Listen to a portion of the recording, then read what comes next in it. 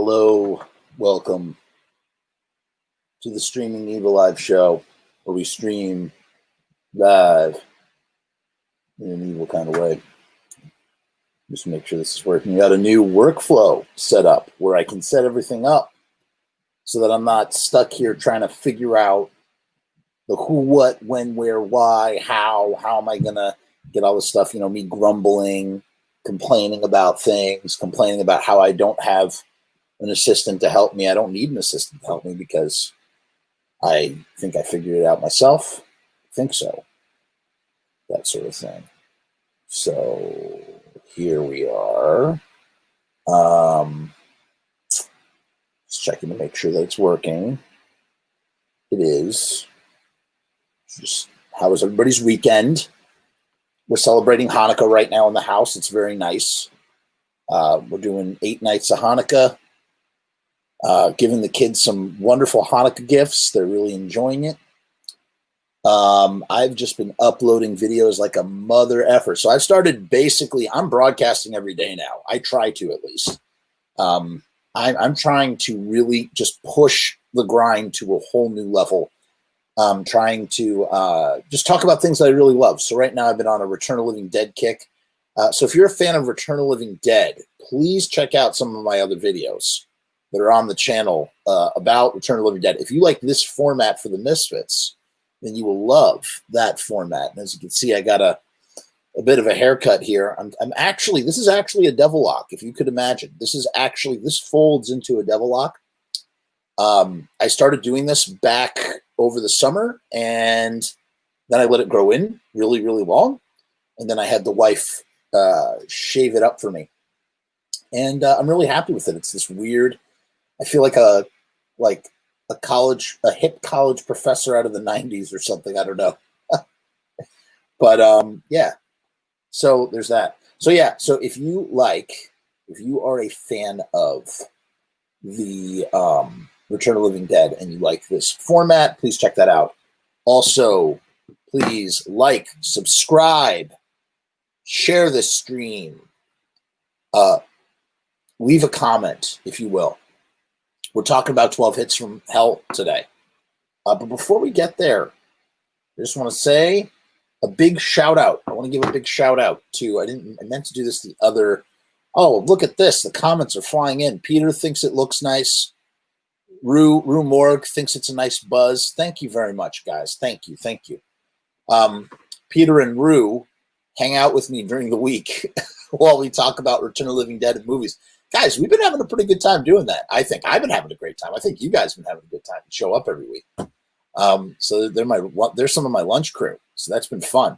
So good to see you guys. But I want to give a shout out to John, the voice of Doom, who bought me a cup of coffee, so to speak, using Ko-Fi.com. John really appreciates this content, and he wanted to express his gratitude by buying a cup of coffee. I just want to tip my hat to John.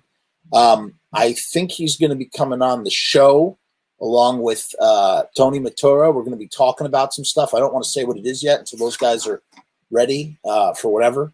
But hope to have them on the show in the very near future to chit-chat about some stuff. So that'll be fun. But I just want to give that shout out and to thank him again for the Hanukkah gift, as he put it. So thank you for your support, John. John of Voice of Doom. Moving on. So I do have a new t-shirt design. It is coming. It's I just haven't gotten it. I got to tell you, it's a real pain in the butt to put those designs on Teespring. Here are the pros and cons. You put it up on Teespring, and they take care of the rest of the stuff. But you have to put it on the merchandise, and you have to align it just right. And man, that's time consuming. It takes a really long time to get that all squared away. And because I want it to be perfect too. So so far I feel like some people have bought the other designs. I love the other designs. I think this design is really great. I'm hoping that it will be a hit. We will see.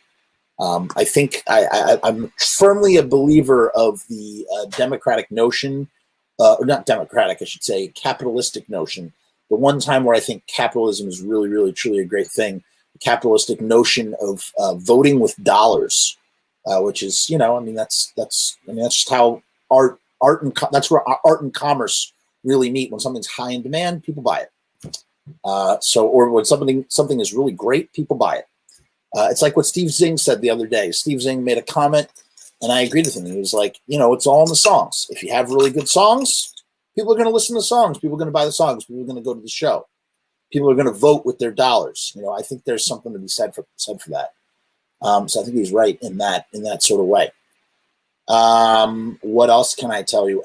Another thing I want to do. So what we do on the show here is we highlight bands and projects and things that we are really stoked about. So I wanted to highlight two things in particular. The first thing I'm going to highlight here is, I don't know if you guys, who's into the Ramones? Obviously everybody, right? Everybody loves the Ramones. I love the Ramones. Do you love the Ramones? I love the Ramones. Do you love the Ramones? If you love the Ramones, then you're going to love this band. I don't know how I discovered this band, but I discovered this band. And I think they're really, really, really stupendously great. And wait, why is this not working? This is frustrating. Okay. I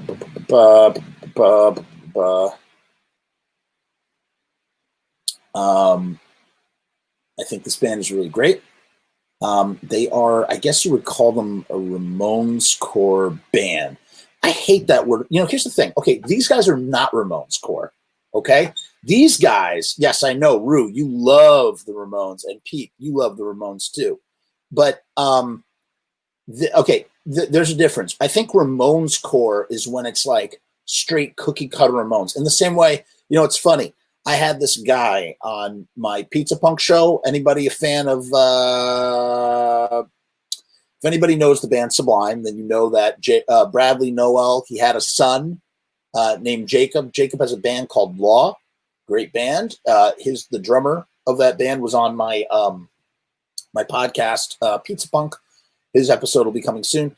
We were talking about the situation where in the way that the Misfits are like the cult behind the Misfits is like an East Coast thing, and you have all these like bands that copy the Misfits. Like there's this whole subgenre of bands that literally copy what the Misfits do. It's the same thing with Sublime on the West Coast. Sublime, everybody there's like Sublime literally sprouted a genre of bands, cookie cutter bands that do exactly what Sublime does. They don't do it as well as Sublime, because no one can ever match Sublime in the same way that no one can ever match the Misfits in that way. I think it's the same thing with the Ramones. The Ramones have Ramones core bands where you have bands that are very influenced by the Ramones, and they're doing exactly what the Ramones did, but they will never measure up to being what the Ramones were. So this band is not a Ramones core band, so I need to correct myself, but they are super heavily influenced by the Ramones. You might have heard of them. They're kind of underground. They don't have so this is what's crazy. In the 21st century, in the digital age, this band, they don't have any kind of presence online. They have one presence. They have a Bandcamp. They don't have a Facebook. They don't have an Instagram. They don't have a Twitter. They don't have a Snapchat. They don't have a TikTok. They don't have anything. The only way you can buy their music online is you can they're on Spotify, so you can check them out on Spotify, or you can buy their stuff on Bandcamp. And that's the only way. That's the only way I was able to find out that they were coming through to St. Vitus in Brooklyn, and I went to go see them live. They weren't even headlining. They were, right, it is old school, Pete. That's exactly what it is. They weren't even headlining. They were they were playing an opening set. They had a 20-minute opening set. And let me tell you, this band, their songs are so short and they play so fast, but they're still retain they're still melodic, but their songs are so short and so fast that the first album, which is 12 songs, it's only 18 minutes long. And it's awesome. It is awesome. I love that album. I love this album. In any case, I'm not going to bury the lead anymore. This band is called Dark Thoughts. And if you don't know them, they're out of Philly. They're out of Philadelphia, I believe. And I am just a huge believer in these guys. These guys are awesome, man. Take a look at that drummer. Look at that drumming. They're a three-piece, right? They play so fast. That drummer is like he's like a machine gun, man. He's so tight. I sat there when I saw their live set. I sat and I watched that drummer live, and I just could not get over. He's not doing anything super revolutionary. It's just about how fast he's going, the precision. They're so tight. The chemistry is unbelievable. And this dude, this frontman dude, I don't know any of their names. The frontman dude, he's just a straight up Johnny Ramone down picking the whole time. He just does not stop. That picking hand, whatever you call it, that strumming hand is unbelievable, unfreaking believable. And they are super fast. And the bass player, she holds it down as well. And they just work so well together. And the songs blow me away. So I went down, I saw them live. They play super loud. You know what it felt like? It was the closest thing I felt like to seeing the Ramones. You know what I mean? Like in this day and age. But what's nice about them is they don't have they're not it's not a Ramones they have, I don't know, they have a lot of melody. There's a lot of melody to their songs. I'd say that they're a cross between the Ramones and almost like the Bouncing Souls in a weird kind of way.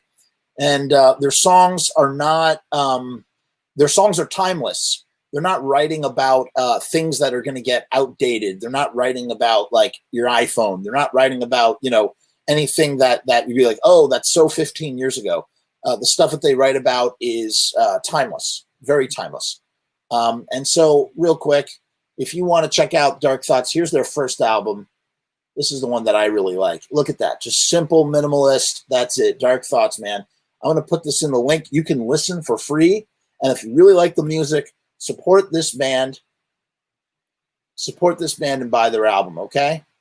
There you go. There's the link in the chat. They're called Dark Thoughts, like I said. Look at that. That's 12 songs. Sorry, it's 12 songs, and the whole album is 18 minutes long, and that's it.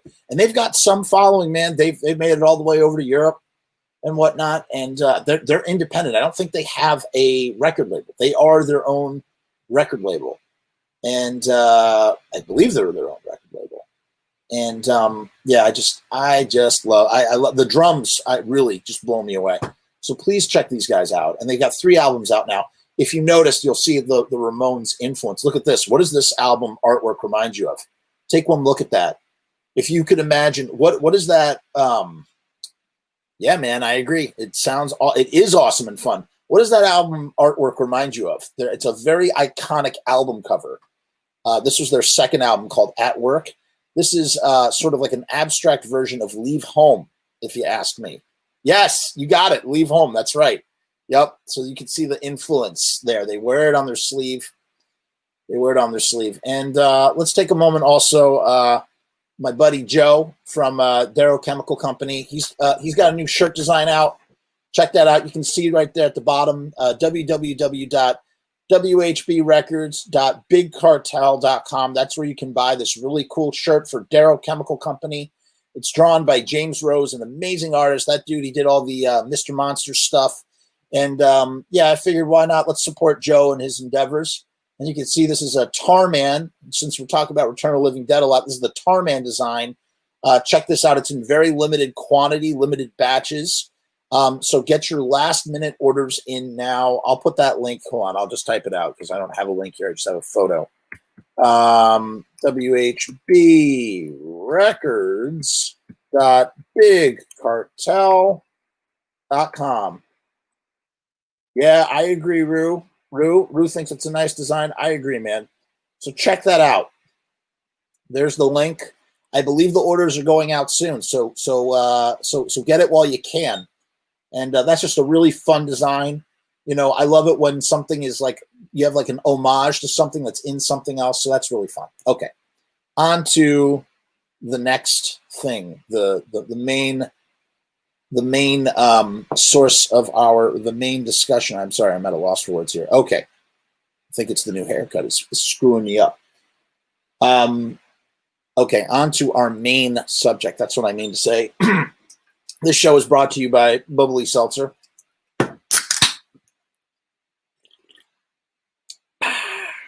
Little ASMR for you there. Okay, so I was chatting with someone, and they were suggesting to me. They're going, "Hey, why don't you talk about 12 Hits from Hell? I was going to talk about something else, something really cool, by the way, that we're going to talk about really soon. But you know what? I was like, man, we haven't talked about 12 Hits from Hell, like really in depth, like talked about it. And there was a great site. This is where I actually learned all my information about 12 Hits from Hell, in addition to Misfits Central. In addition to my interview, I did a 2-hour interview with Tom Begowitz, who wrote Scream With Me, that new Misfits book that we went through, as well as he was the guy who designed the box set. He did Static Age and all that. And he also did 12 Hits from Hell. So I've actually had a conversation with that guy, but that was 9 years ago, and I don't really remember what's on that tape, although I will very soon. But this whole office is getting a redo, and then the real work. You thought 1979 was long and crazy. Whoo boy. Okay. But yeah, 12 Hits from Hell is a very interesting sort of situation. It's it's like a paradoxical sort of thing too. I remember at the time, I mean, when 12 Hits came out, it was right around the time I think I would been into the Misfits for 6 months to a year already, and you know, there was talk online about there's a lost Misfits album, and that's the best thing. That's the best thing about being really fanatical about something. I'm really jealous of people that are into prolific artists, you know. Like if you're a fan of Bob Dylan, if you're a fan of the Grateful Dead, if you're a fan of like any of those jam bands, if you're a fan of Fish, if you're a fan of, I mean, even a band like Sublime, a band like Dave Matthews Band, a band like there are all these bands. Pearl Jam is another band. Like these bands that have these, they're just prolific in their output, and there's just an endless like catalog. Metallica is a huge one. Oh my God, there's endless amounts of Metallica. The Beatles, Paul McCartney. Man, if you are a Paul McCartney fanatic, you can endlessly wade through a stream of material. But I think the biggest one for me, again, I was super jealous one day when I came across this live show section. It was like live show bootlegs of Bob Dylan for every single year up until that point. This was probably around 2011 when I discovered this thing. And it was like from 1963 to 2011, every year, like this live show. And I was like, man, I wish I was a fan of Bob Dylan to wade through that. And it just so happens that most of the bands that I'm really into have like a very limited amount of output.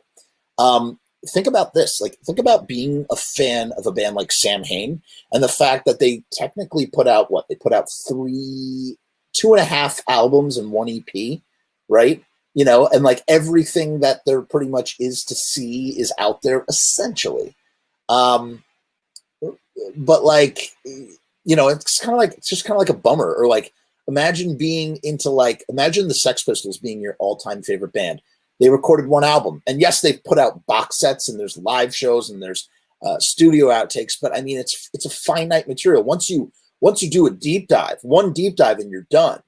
I mean, you can spend 40 years wandering through the desert that is the Grateful Dead.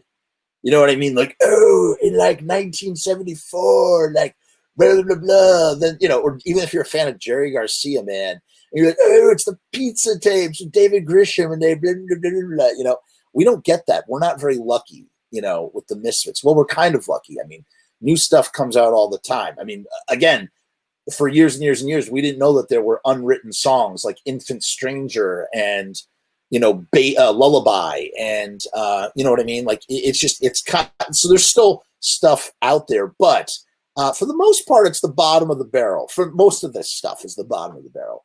I mean, Danzig's vault is probably deep and vast, and we haven't really gotten to the bottom of Danzig's vault, but you know, that guy is kind of like weird about releasing stuff. So, you know, who knows when and where we'll be able to see stuff. I wish I was actually, I've just become a Prince fan. I've really, really, really gotten into Prince. And Prince, I love that album he put out. God, what's it called? Dirty Mind is a great album. I think that's his 3rd album. Prince has this ocean of work. There's an ocean of work to explore. Prince's vaults are deep, man. They're deep. They go all the way down into Paisley Park. You know what I mean? I just wish I had more bands like that. In any case, the year is 2001. It's like, whoa, there is another Misfits album. There, it's called 12 Hits from Hell, and it's coming out. And it's kind of like, what an amazing notion. It's like already there was a lost album called Static Age. Now you're telling us there's another lost album called 12 Hits from Hell. Oh, well, that makes sense because you have 3 hits from Hell. So, blah, blah, blah. So, you know, it's just kind of like, I don't know. It's kind of a really sort of weird, interesting thing. I'm not going to sit here and pretend like I'm an endless stream of information. Instead, we're going to actually look at what I think is the best sort of like source of information brought to me by a mysterious benefactor who I'm not sure if he wants to be named or not. So I'll just leave him mysterious. But I've been to this site before. I mean, this, like I said, this is where I had first really sort of done any kind of deep dive about 12 Hits from Hell. Henry Rollins, if you can find it, man, I used to have it. You know, Henry Rollins had a show called Harmony in My Head, and radio show. He still does radio shows. I don't know if it's still called Harmony in My Head or if it's called Fanatical or something. But he did a whole 5-part series on 12 Hits from Hell, where Henry listened to the official release track, and then he would listen to the 12 hits version. And Henry was basically saying it was the ultimate Misfits album. Oh, Pete, guys, I see all the comments, but I'm trying not to sidetrack myself. So we'll come back to the comments in a little bit. But I'm just pointing out that Pete says he deleted that episode. That's a real shame. I have it somewhere, man. I hope I didn't. Maybe I didn't delete it. He says it's the same set list as 12 Hits from Hell, but yeah, there's some. They seem demo sounding. In any case, everybody's seeing it's unanimous that a lot of people do. There's a lot of people that love the Static Age album, think it's, oh my God, the Static Age album is perfect, immaculate. Well, it's the best thing ever. Steve Zing was on the show and he was talking about how Static Age, best thing ever. I think I definitely would have to say that when I think about I love all the different versions of the songs, actually. There's no one version that's the best. It's just like, what am I in the mood for? Yes, there are some things that I prefer over other things. Like I don't prefer the horror business version of Where Eagles Dare. Not my favorite. Not my cup of tea, really. I think the same for the Night of Living Dead on the Night of Living Dead EP. I think the definitive version of Night of Living Dead, in fact, is on the 12 Hits from Hell. So like everything is, got its time and its place. And there are certain versions that might be the definitive version. And that might be worth a deep dive all on its own. What is the definitive version of this song by this band? Because there's several versions. I mean, we are very spoiled, rotten. I mean, we're actually quite spoiled as Misfits fans, if you think about it, going all the way back to 1985. 1985 comes around. You have Legacy of Brutality, and they're like, oh, yeah, there's all these extra songs that you've never heard, including American Nightmare. American Nightmare might be, besides Spook City, USA, American Nightmare is one of the most obscure Misfit songs, I believe, right? It must be. It has to be. If you think about it. So going back to 1985, people are, even before that, going back to 1980 with the first compilation, you have Beware, right? And on Beware, you have this obscure track at that time, because in 1980, the Misfits had obscure tracks in the form of like Last Caress. What? And we talked about how Bobby Steele supposedly gave Glenn the push to put Last Caress on that compilation, which Metallica would then hear, or Cliff Burton would then hear Last Caress and, get really into the Misfits and yada, yada, yada. A very interesting notion. So that was like the first time. And then again with Die Die My Darling. Yes, Die Die My Darling EP is the official release, but Die Die My Darling is also sort of Glenn in a weird kind of way scraping, he hasn't reached the bottom of the vault or the bottom of the barrel, but he's digging out stuff. It's not newly recorded stuff on Die Die My Darling. Die Die My Darling is using outtakes from both Earth AD and Walk Among Us. Die Die My Darling does not have Robo on the drums. Die Die My Darling is actually Arthur Googie. And both We Bite and Mommy are Robo on the drums, I believe. But those songs, including We Bite, All three of those songs are Walk Among Us era songs. Those are not Earth AD era songs. So then that, if you think about it, that's the only way to get those songs, really, truly, apart from the live version of Mommy on Walk Among Us. That's the only way you're going to hear the studio version. Then in 1985, like I said, you're getting the other half of Static Age, which must have been a revelation. You're getting American Nightmare, and you're like, whoa, this is super rockabilly. This is crazy. Peter says it was recorded in 81. It's the same set list as 12. All right, okay. I don't want to go there. I don't want to go there because then we'll get all discombobulated. Then you have this. There's like some radio spot where Danzig plays "Return to the Fly," which was the only song from the Static Age sessions, at least at that time, that he had left off. So you're going, okay, now we've heard everything. There's everything the Misfits had put out, what is that, like 50 songs at the time? Those are all out in the ether, pretty much. If you include the fact that Who Killed Marilyn is on American Nightmare, but Spook City USA, the only way to hear that is the Glenn Danzig version.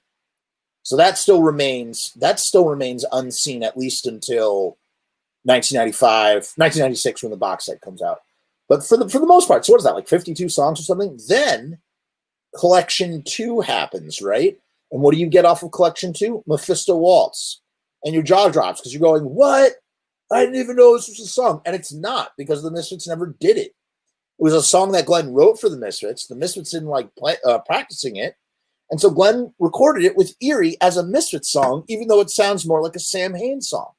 And we had a whole discussion about this earlier this year. What is Mephisto Waltz? Is it a Samhain song? Is it a Misfits song? Does this technically make Eerie Von the last recorded drummer on the Misfits if he played on that Misfits track? If Brain Damage, something to think about, really, truly, if Brain Damage is an official Misfit and he drummed 2 songs on one live show before he was booted for Todd Swalla, would that not stand to say that Eerie Von would be just as much of a member in that kind of way if he's recording Misfit songs with Glenn? I don't know. It's a weird thing to think about, though. A really weird thing to think about. So you get Mephisto Waltz, and then what's the next thing that comes out? Okay, and then Static Age, right? Well, you have the Max's Kansas City 78 show, which was recorded by George Germain. They're going to put that out. That doesn't happen. They don't put out the Static Age single. That doesn't happen because Caroline gets the stuff. Caroline gets all the tapes from Glenn. We've talked about, I'm going to go through this super quick. I know this is a repeat story. Yeah, Jerry says they practiced it once.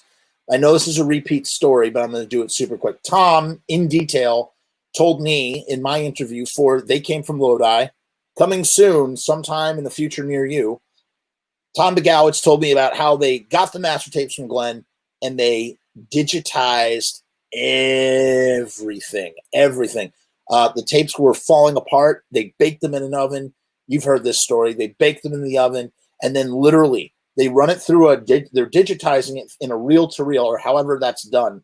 And the magnetic tape, it goes through the tape head, and then as it goes through the tape head, it disintegrates. They're literally digitizing it as it's being destroyed. It's like the equivalent, it's the cinematic equivalent of running on like a rope bridge or some sort of bridge as the bridge is blowing up behind them, blowing up behind the hero as John McClane is running away from the explosion and the bridge is going, and here's Tom Begowitz and whoever's in the room biting their nails because God forbid the tape machine jams or something, and they're running tape through and you know what's funny? Who knows what else is, maybe there was even more on those master tapes, and maybe something got messed up or eaten, and Tom and whoever just like zipped it and was like, oh, like they had gotten messed up. Not their fault. It wouldn't be their fault either. You couldn't blame them for that. Again, it's like they're heroes for even saving it, in the first place. But like, if something did get disintegrated, that like they would not be they wouldn't want people pointing the finger at them for being the ones responsible. So maybe they've just never said anything. Maybe there was even more discoveries to be had. But to get back to my point, they're digitizing the tapes, right? They're digitizing all the tapes. they put out the box set. They put out Static Age. Static Age actually came from Tragically. He had a mix down tape with all the songs. 3 of the songs that were not included for the intended album were, was it Comeback? She, whatever. In any case, there was a lost track in the doorway. Nobody remembered doing this song. It's just like a super early Misfits song that probably was a leftover from when they were a 3-piece. It definitely sounds like some of the earliest material. And so everybody is reveling. Like I remember talking to Tank, Jonathan Grimm, and he's going, "Oh my God, there's a lot." You know, his thought process at that time in his mind at 1994, 1995 was going, "Oh my God!" And there was a lost. Here we are, where there's a lost Misfit song. I never thought I'd get to hear another lost Misfit song. And so, In the Doorway had a sort of like exotic appeal because it was a song that had just been rarely heard, and it kind of has like a Doorsy sort of vibe. Right, I'm sorry. Thanks for the correction. It's actually In the Doorway. Pete says it's In the Doorway, She and Spinal Remains. That's what I meant to say. And they had re-recorded She with Tragically and Mr. Jim. So then you have that, and then it's like, what else is out there? Well, then the box set comes, and on the box set you have the MSP sessions, which is what we're going to be talking about. And again, it's more. I think it's more complicated than I could say. You know, a lot of this stuff, like right now, what I'm doing, I swear to God, I'm just doing this off the top of my dome. I'm sure it sounds like I'm doing it off the top of my dome because I stumble over my words and I go, and you know what I mean? But this is off the top of my head for the most part. But I can't do 12 hits off the top of my head. Like I just don't have enough. I don't know enough about it to be able to do that. So we're going to just read from the thing. I just can't. I'd be totally flossing if I tried. But this I remember enough of, or at least I'm attempting to do a history of like lost Misfits stuff leading up to that. In any case, the MSP sessions come out on the box set, and for the first time ever, you get the full MSP sessions. They're just not all consolidated together. So they all do exist, or they are all out there, but they're just not in one place as one cohesive album. You also get I guess actually technically it's the rarest. It would be the rarest track. It is the Misfits version of Spook City USA, which a song that I really love. I love Spook City USA. Really fun song that I wish that they played live. And I wish they played it live now in the reunion. That's probably one of the rarest Misfits tracks, one of them, besides Mephisto Waltz. So that comes out on the box set. Suddenly it's like, well, what else is there? There can't be anything else. And yes, there are various versions and mixes. Pete's talking about, there's a disc 3, and that's where you get all these different versions of things and various trinkets that were on those master tapes that Glenn turned over, and they were rescued by Tom McGowitz and his team at Caroline. And then I'm going to skip ahead because we're going to be talking about 12 Hits from Hell. But there was the Plan 9 version of Walk Among Us. That was the version before it got signed over to Slash. This is the version of songs, I guess, or maybe this is the reconstituted version of 12 Hits from Hell, right? Because they're 12 Hits from Hell is kind of morphed by that time into Walk Among Us, which is the Plan 9 version, which would have come out on Plan 9. But then it was remixed. Chris D from the Flesh Eaters, who was working with Slash, flew Glenn and those tracks out, and they were remixed in one long 12-hour session with Glenn crashing on a couch, watching an engineer remix everything, more to the satisfaction of the label. And but the Plan 9 version, half of the Plan 9 version, had gone unheard by audiences. And I remember in the aughts, I hate calling it the aughts. There's got to be a better name for it. The zeros? The aughts. In the aughts, on Misfit Central, I remember in the forum, it was like a big deal when we got to hear the back end of the Plan 9 version of Walk Among Us. Everybody was like, whoa, it's like, this is it. This is the final thing. There's nothing else to hear. And that would later be proven untrue in a myriad of ways. But the thing that really stood out of that back half was the super weird version of Devil's Whorehouse, which just sounds So different from any other version of the Devil's Whorehouse, which I love. Matter of fact, fun fact, not a fact, but whatever. My high school senior year, that was my quote in my yearbook, was from Devil's Whorehouse. When I sin real good. And the school, my high school, refused to print it. They would not print Devil's Whorehouse because I put Devil's Whorehouse, Devil's Whorehouse, Misfits, and they wouldn't do it. Those mother effers. But yeah, that version sounds super weird. I don't know what the instrumentation. There's like this weird clacking thing that Googie is doing on it, and it just sounds like a whip clack. It's like, you know, for the she works at Devil's Whorehouse. It's just like this weird. I don't know. It's this weird percussion sort of thing, and that was like a revelation. That blew me away. And then of course there is the 12. There's 12 Hits from Hell, which is never officially released. It was never officially released. It never came out in any way, shape, or form. It was the only way to get 12 Hits from Hell was if you were really cool with someone at a, you know, in some sort of retail, music retail store, you know, Sam Goody or this, because advanced copies went out. But we're going to read about that right now. I'm going to pull this out now. Let's pull it out. There it is. Tharshy Blows. Okay. So let's start with the history of this album. So this is going back. Look at this. This is an Angel Fire site, right? Wait a minute. That's the everything you wanted to know. But then what about frequently asked questions, right? Okay, that's the meat of it, I think. And then different versions of the album. Yeah, so cool. Back to starting page. This guy has links on information. Yeah. Oh, 12 hits canceled. Let's see what that is too. And acetate photos. Look at that. Those are all the big sites, man. Look, you got Misfit Central, 138.com, 7,000 TV Casualty. And you can contact this guy at misfits12hits at hotmail.com. Yeah, right? Shout out. I like that, Oni. Shout out to Tripod and Geocities. Geocities or Geocities? Is it Crozier or Kroger? I know everybody calls it Kroger, but I like to think of that it's Crozier. I like to think that the G goes J instead of G. Crozier, not Kroger. Kroger. Crozier.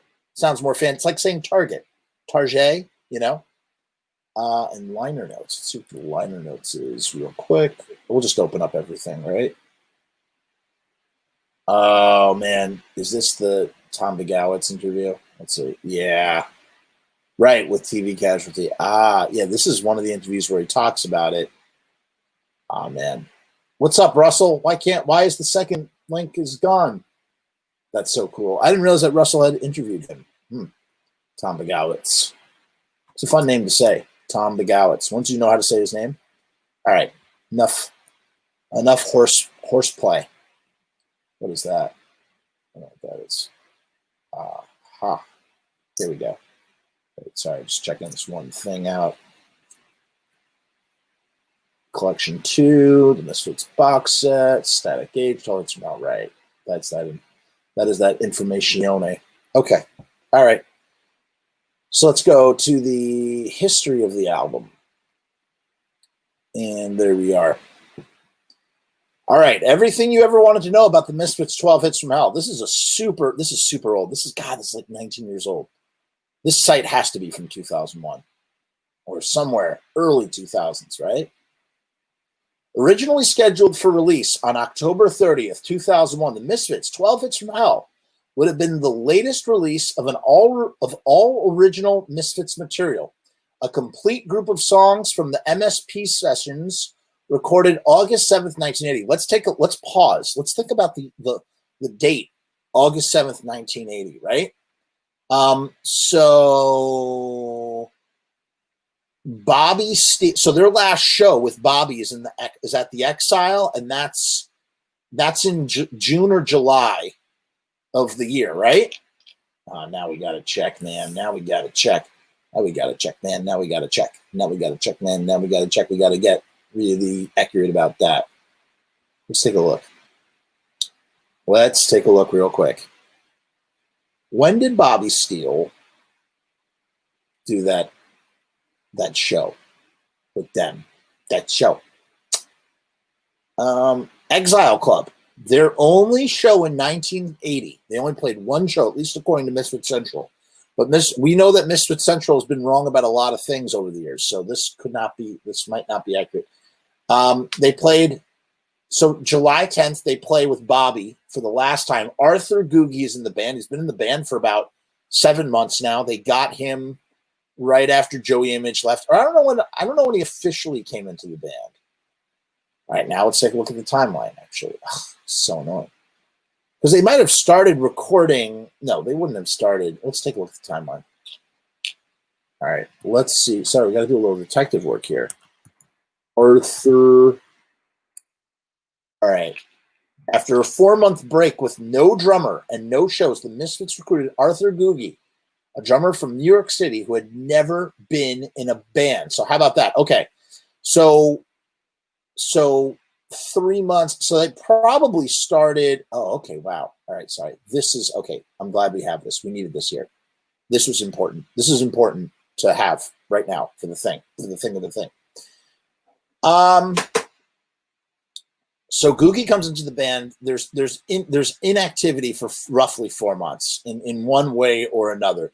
Googie comes back in the band. Finally, it's time to start rehearsing. They're rehearsing Googie. They do a show with Googie on July 10th, 1980. That's their last show with Bobby, right? And it's the only time they did that. And apparently, there's an audio recording of the show that exists, but has not been distributed.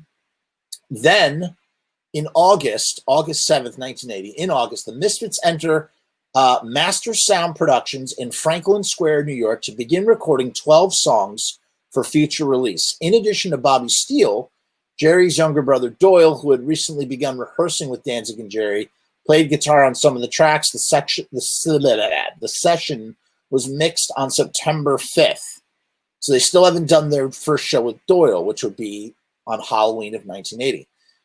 Shortly before the band's annual Halloween show, Jerry only informed Bobby Steele that he had been replaced by Doyle. But the way that Bobby Steele tells it, Bobby Steele came to the Irving Plaza show in 1980. No one had told him.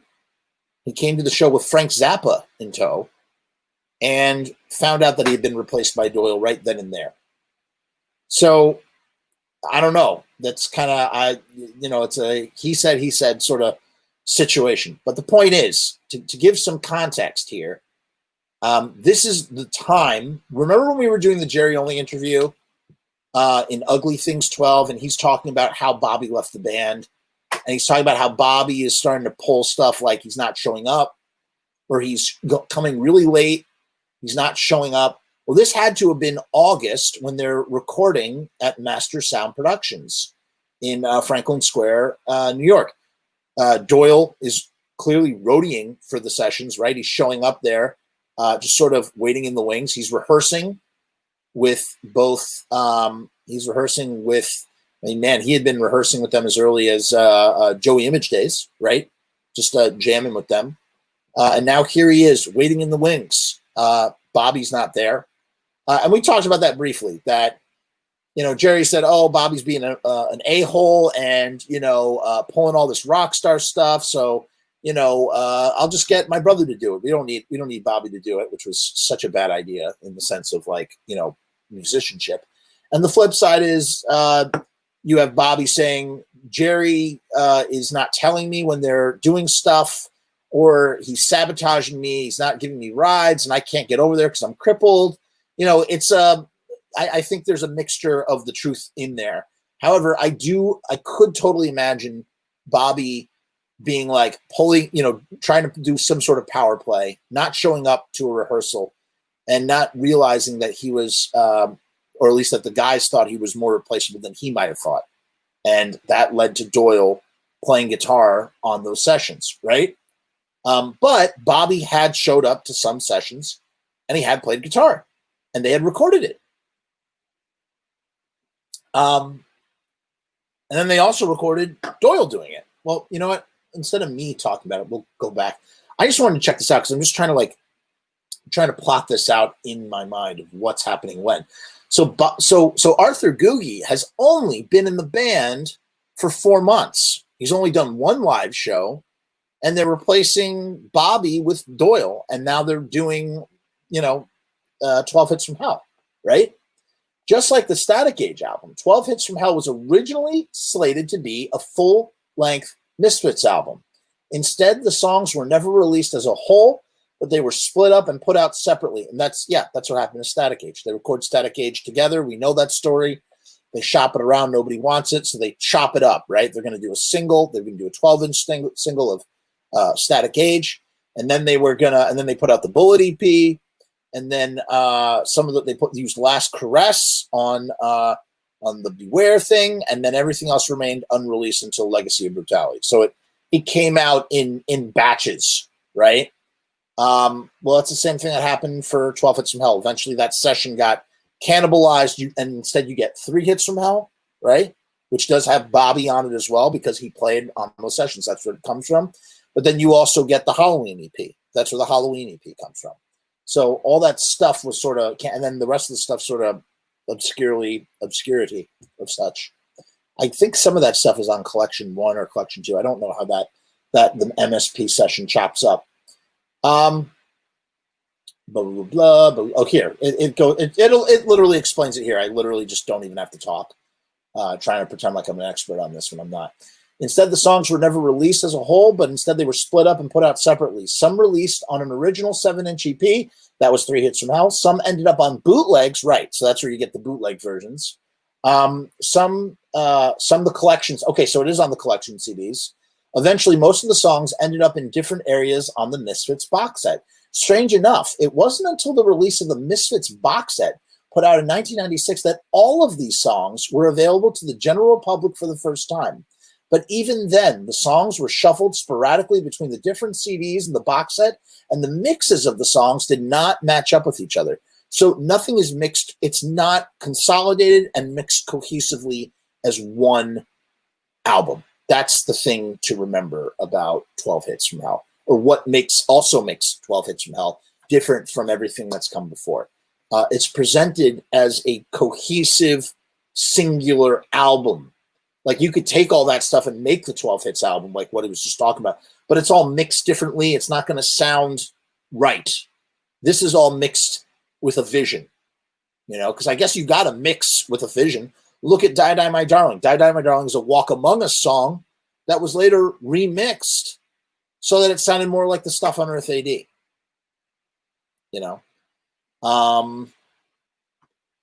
Another interesting thing of note, talking about these bootlegs and how these versions come out, and then you get all these the amount of the vast market at collectability and underground that is Misfits bootlegs. It's like insane. There's just so much to wade through. There's so much stuff, and then it gets even further exacerbated by when you dub it over and over again. Tank has talked about this. You dub it over and over and over again, and it slows down the speed of the recording. So you actually think you're hearing a different version of a song that already is recorded and already exists. You know what I'm saying? Like it already, there's no difference. It's just been warped so many times. It's been overdubbed, so whatever you want, dubbed so many times that it almost transforms the song into sounding like a different version of the song. So when you look at something like the Static Age outtakes, I think that's the name of one of the bootlegs, that all comes from mixdown tapes that, the band would give the inner circle, and that stuff would get taped and sold as bootlegs. And then that stuff's been taped so many times, you hear an insane amount of hiss because it's been taped over so many times, but also the recording is slowed down and warped in a way where it sounds like it's a different version of the recording. You think you're getting a different version when you're not. It's the same version. So it's like a really weird sort of situation, how that stuff happens. In preparation for the Misfits 12 Hits from Hell, the creators of the CD went back and started from the beginning, which this is Tom McGowitz and the Caroline team. They used the original master tapes from the recording session back in 1980 to completely remix and remaster every single song from the session to be released as a full album. It's a really cool idea. And you want to know something? it doesn't feel like a double dip to me personally. It really does feel like its own original project because it was intended for whatever amount of time, which is probably a very small amount of time, because eventually those songs were considered demos for Walk Among Us, right? The Slash wanted new versions of the songs. That's how you get so many different versions of those songs. But sorry, I lost my train of thought. We were talking about blah, blah, blah. Right. Oh, the idea of sort of putting this together as a one cohesive album. That makes sense to me, man. In the same way that, like, you have Let It Be, and then you have Let It Be Naked, which strips down all of the Phil Spector production, and you get the raw sort of recordings that Let It Be was before they tried to package it as something else that was all Phil Spectorized. And Paul McCartney very famously hated that, and he hated the orchestration on the Long and Winding Road, which is supposed to be very stripped down and bare. And so in that kind of way, you're trying to resynthesize what was once an acorn of an idea. You have the tapes there, and they're just mixing it. The only thing that's new, the only thing that is not from the band, is the way that it's being remixed and remastered so that it all feels cohesive, so that it all feels like the same sort of thing. Because when they were doing Three Hits from Hell, they were like, okay, hey, let's take, we're going to take London Dungeon, we're going to take Ghouls Night Out, and we're going to take Horror Hotel, and we're going to just mix those. We won't mix everything else because, time is money in the studio. Again, I learned from Scream With Me, Harry Pyro quote, that he one of his favorite movies was Horror Hotel, and he asked Glenn to write a song about it, and he did. And that's how we got Horror Hotel. I did not know that. He's like, okay, we're only going to mix these 3 songs. So they only mixed those 3 songs. And then, the Halloween EP. So we're only going to mix those 2 songs, And that's kind of interesting how, like, everything gets broken off into piecemeal and then remixed in different kind of ways. So it doesn't sound cohesive. I feel like I've said that 100 times. Okay, I'll shut up. They even put the songs in the proper order that they were originally intended to be in for a full-length album release, because they had I guess it was on the back of the master tapes box, or it was scribbled down somewhere. There was a track listing order for the album. I think it opens with Halloween 1 and closes with Halloween 2, maybe? Let's see if we can pull that up. Yeah, here it is. Okay. You know what I'm going to try and do? Let's see what happens. Oh, no. Hold on. Bear with me, people. Bear with me. This should work. Let's see what happens when I do this. Yeah, baby. I love when that works. So this right here, let me make this a little bit bigger. So you can see this right here. There's Glenn's Captain Harlock shirt that he made by himself. They give a producing credit to Robbie Alter. Robbie Alter did some guitar work, too, on, I think it was London Dungeon. He did some atmosphere tracks on Halloween. It says produced and coordinated by Tom Begowitz, published by EVILIVE Music, all songs written by Glenn Danzig, designed and laid out by Tom Begowitz for a Man Alive design.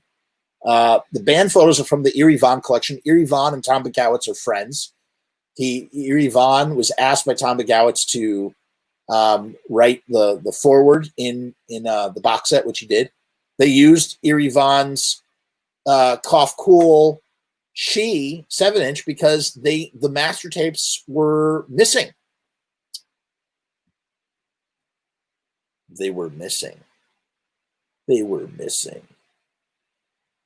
If you know what I mean. Okay, here it actually says, okay, Robbie Alter had additional guitar on London Dungeon and Violent World. And I'm sure that maybe Glenn played, it doesn't say that Glenn played guitar, but maybe Glenn played a little guitar there too. So you have Bobby Steele on guitar, you have Doyle on guitar, and you have Robbie Alter on guitar. So you might have upwards of 4 guitarists on this one album. It says, and then under the thanks, you have Glenn Danzig, Jerry Only, and the Misfits. They thanked Mark Kennedy. That's cool. Eerie Von, Alan Douches. Interesting. It says recorded August 7th, 1980. So I guess that these all. So here's the other interesting thing. they're very specific with the date of August 7th, 1980. I guess it was literally, they must have tracked all of this in one day. That's what I'm gleaning from this. So much like, but it's funny, Jerry never talks about recording this all in one day, the way that they tracked all of Earth AD in 6 hours. They tracked all of Earth AD in 6 hours. They don't talk about track, but if they can track Earth AD in 6 hours, what's to say that they didn't track all of this stuff on August 7th, 1980?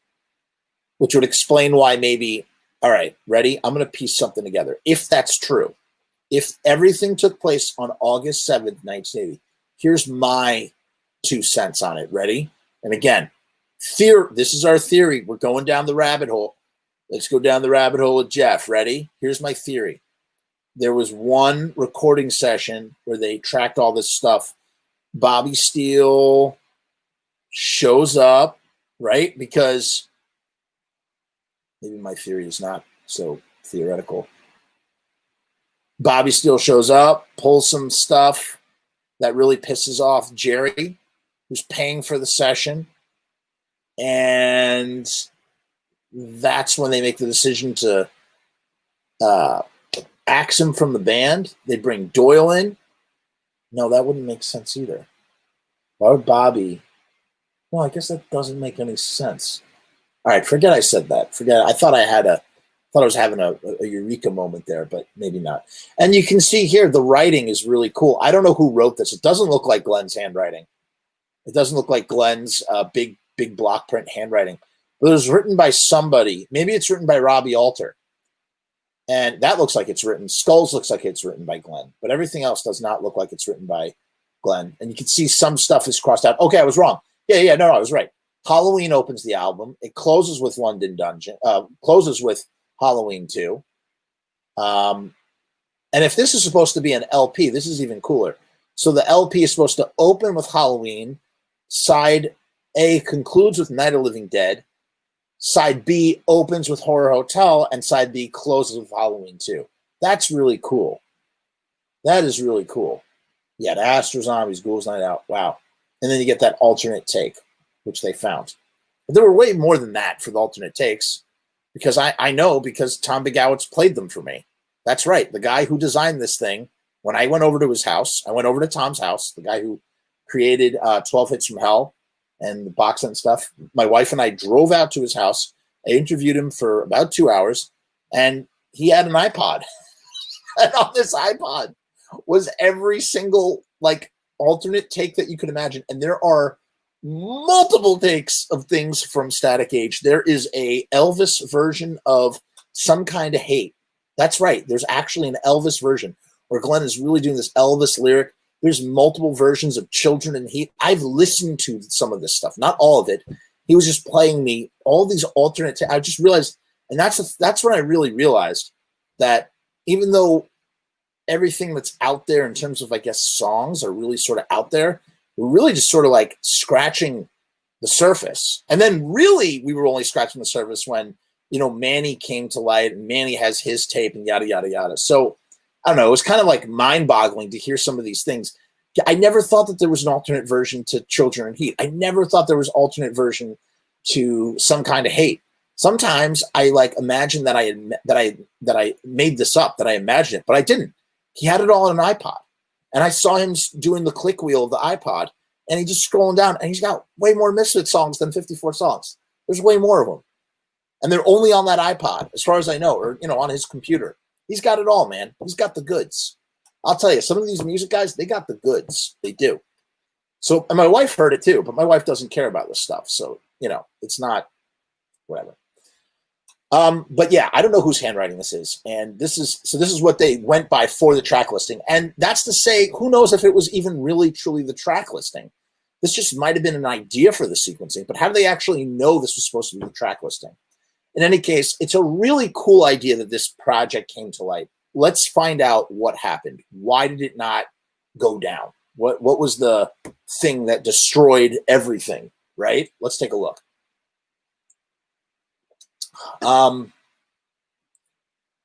Okay, they say right here, going back to the original master tapes brought up another bonus. the never before heard and never before released outtake version of London Dungeon, appropriately titled London Dungeon Alternate Take. It was added to the new release as the 13th song on the new album. Now, when you listen to the alternate take of London Dungeon, I don't really hear any difference. I don't know. It's been a long time since I've listened to it, but I feel like it's just very similar to, I don't know. It doesn't really feel that alternate to me. Most interesting about these recordings is that they were made during a transitional period for the Misfits.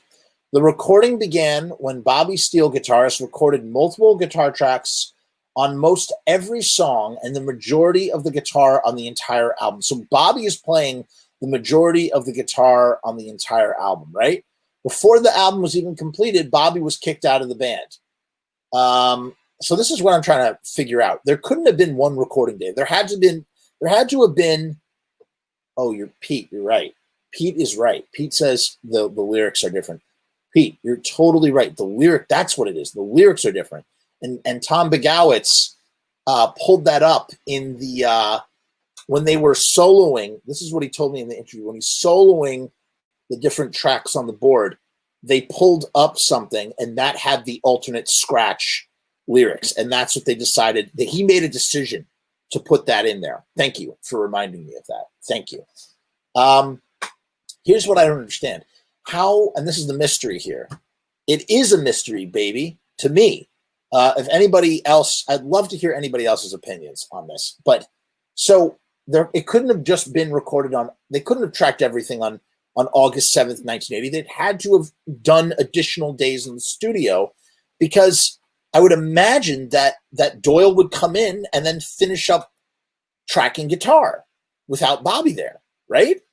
In a way, then one asks this question, why do they get Doyle to track the guitar and not Glenn? Why doesn't Glenn just do it himself? Answer? Here's my Occam's razor answer. What is the best possible scenario? Spite. They wanted to spite Bobby. They're going to replace Bobby with the bass player's younger brother, who barely knows how to play guitar. That was done out of spite. Because Bobby's like one of the best things that happened to that band, guitar-wise, right? Like, they lose Frank.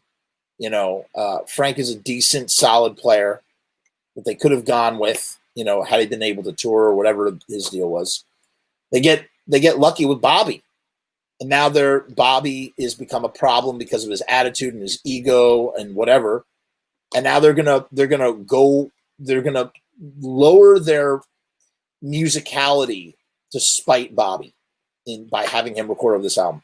Because Glenn could have just done it. And maybe Glenn did do it. Maybe Glenn also did it. And Doyle was just credited, because they did stuff like that too, where they credit Doyle or they credit, someone else, even though they didn't play on it. So I don't know. Who knows? But I would imagine there's more than one recording date. There has to be. And I would imagine that they have Doyle do it instead of Glenn, because they wanted to piss off Bobby, or they thought maybe it would be more insulting. I don't know. I truly don't know. I'm trying to come up with things right now, but I don't know. Crap. Jerry Only bassist, little brother Doyle, joined as the new guitarist in the band and finished the recording session by recording a guitar track of his own on all but a few of the songs. So Bobby might even play guitar on all of certain songs and some on others. So maybe they mixed Bobby and Doyle together on some songs, and then there's some songs where it's just Bobby and some songs where it's just Doyle, like that. That's how it works, I'm guessing. Later, these songs were mixed to feature a unique blend of both Bobby and Doyle's guitar sounds. So although the Misfits were never more than a 4-piece band, the great thing about this session is that the five of the original members ended up contributing to it, and 6 if you include Robbie Alger, who's not a member but is a producer of some sort. The songs on the album sound amazing. Some who have heard it will tell you that it is by far the greatest Misfits album ever. There you go. But, I really do think they're great. And I really do think the Misfits benefited from being like remixed in a modern sort of way, in the same way that Static Age benefits from Misfits being remixed in a modern sort of way. You know, kind of interesting when you think about that. You may be wondering why 12 Hits from Hell never made it as a full-length release back in 1980. Well, 2 years after the completion of this would-be album, the Misfits signed a full record deal with Ruby Records, right? Slash. At that point, the new deal, here you go, there you go. At that point, the new deal called for a new album, basically turned the MSP sessions into a demo for their upcoming album titled Walk Among Us. This also explains why 12 Hits from Hell has so many of the same songs, although different versions, as the album Walk Among Us. To find out why this album was canceled in 2001 and many other interesting facts that will keep 12 Hits from Hell off store shelves forever, please read Frequently Asked Questions. All right, let's move over to the Frequently Asked Questions. Oh boy, that's a thick mama right there. All right. Are you guys ready? I'm ready. Okay. Was this CD ever released? Technically, no, the CD was never released. It was very close to the actual release date when Caroline Records, Astroworks canceled the release of the album. They had already sent out thousands of promotional CDs, and thank God they did. That's how we all got to hear it. Because if they hadn't even gotten that far, if they hadn't manufactured anything, we would have never heard this. We would have never gotten to hear this. And it would be a sought-after lost gem. There were a few different versions of the promotional CDs sent out, but the most common version had the full artwork, and basically it was the exact same version as the CD that was going to be released, with the exception that it either had a scratch through the barcode, which is a very common thing to do with promotional stuff, or a hole punch in the upper right side of the J card. That's what they would do. Plus, the promos were never sealed or given a description sticker. When the CD was canceled, a letter was sent out on October 11th, 2001 to stores.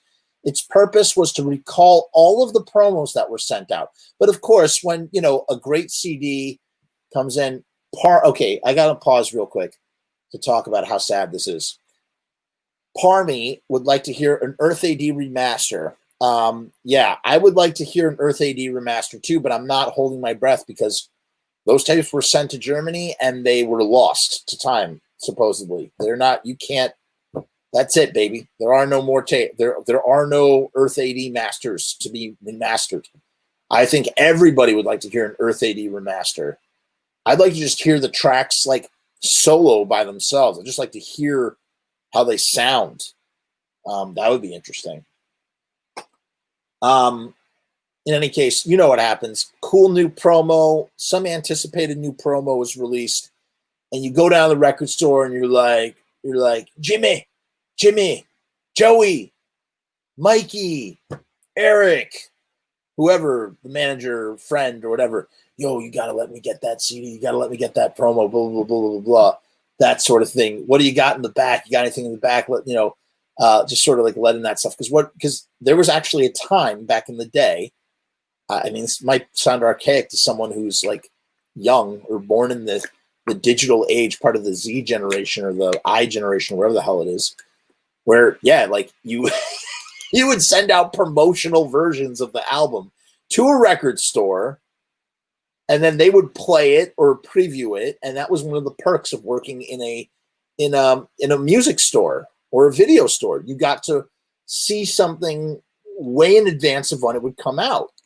Or if it was a hot new release, it would be, you know, vacuum sealed in the back, you know, saran wrapped in the back, waiting to come out. And I used to work, you know, I worked in Sam Goody, I worked in FYE, and I remember those days, man. I remember, though I was at the tail end of it, man, that glorious period of time where you get the advanced stuff there. Yeah, I agree, man. Hear the isolated guitar sound for that album. He's referring to Earth AD. With the feedback guitar droning on some tracks. That would be sick. So, you know, obviously a couple of 12 Hits from Hells fell off the back of a truck, if you know what I mean, right? The stores were instructed to send the CDs back to the country. Who that country? Company. Yeah, right. Yeah, we're really going to send those CDs back to the company. Obviously, most of them were not sent back. And that is the reason why diehard Misfits fans have been able to get their hands on copies of the CD, the cancellation of 12 Hits from Hell, automatically created an extremely rare and collectible CD. That, what? Okay. 2, why was the album recalled, canceled at the last minute? Why hasn't the CD come out? Okay, great question. Great question. This is the most interesting question of all. Since there are so many different opinions on the subject, I'm going to quote the record company and the band members who were involved with the project. That way you can decide for yourself. I like that approach. I think that's important. That's the way it should always be done, right?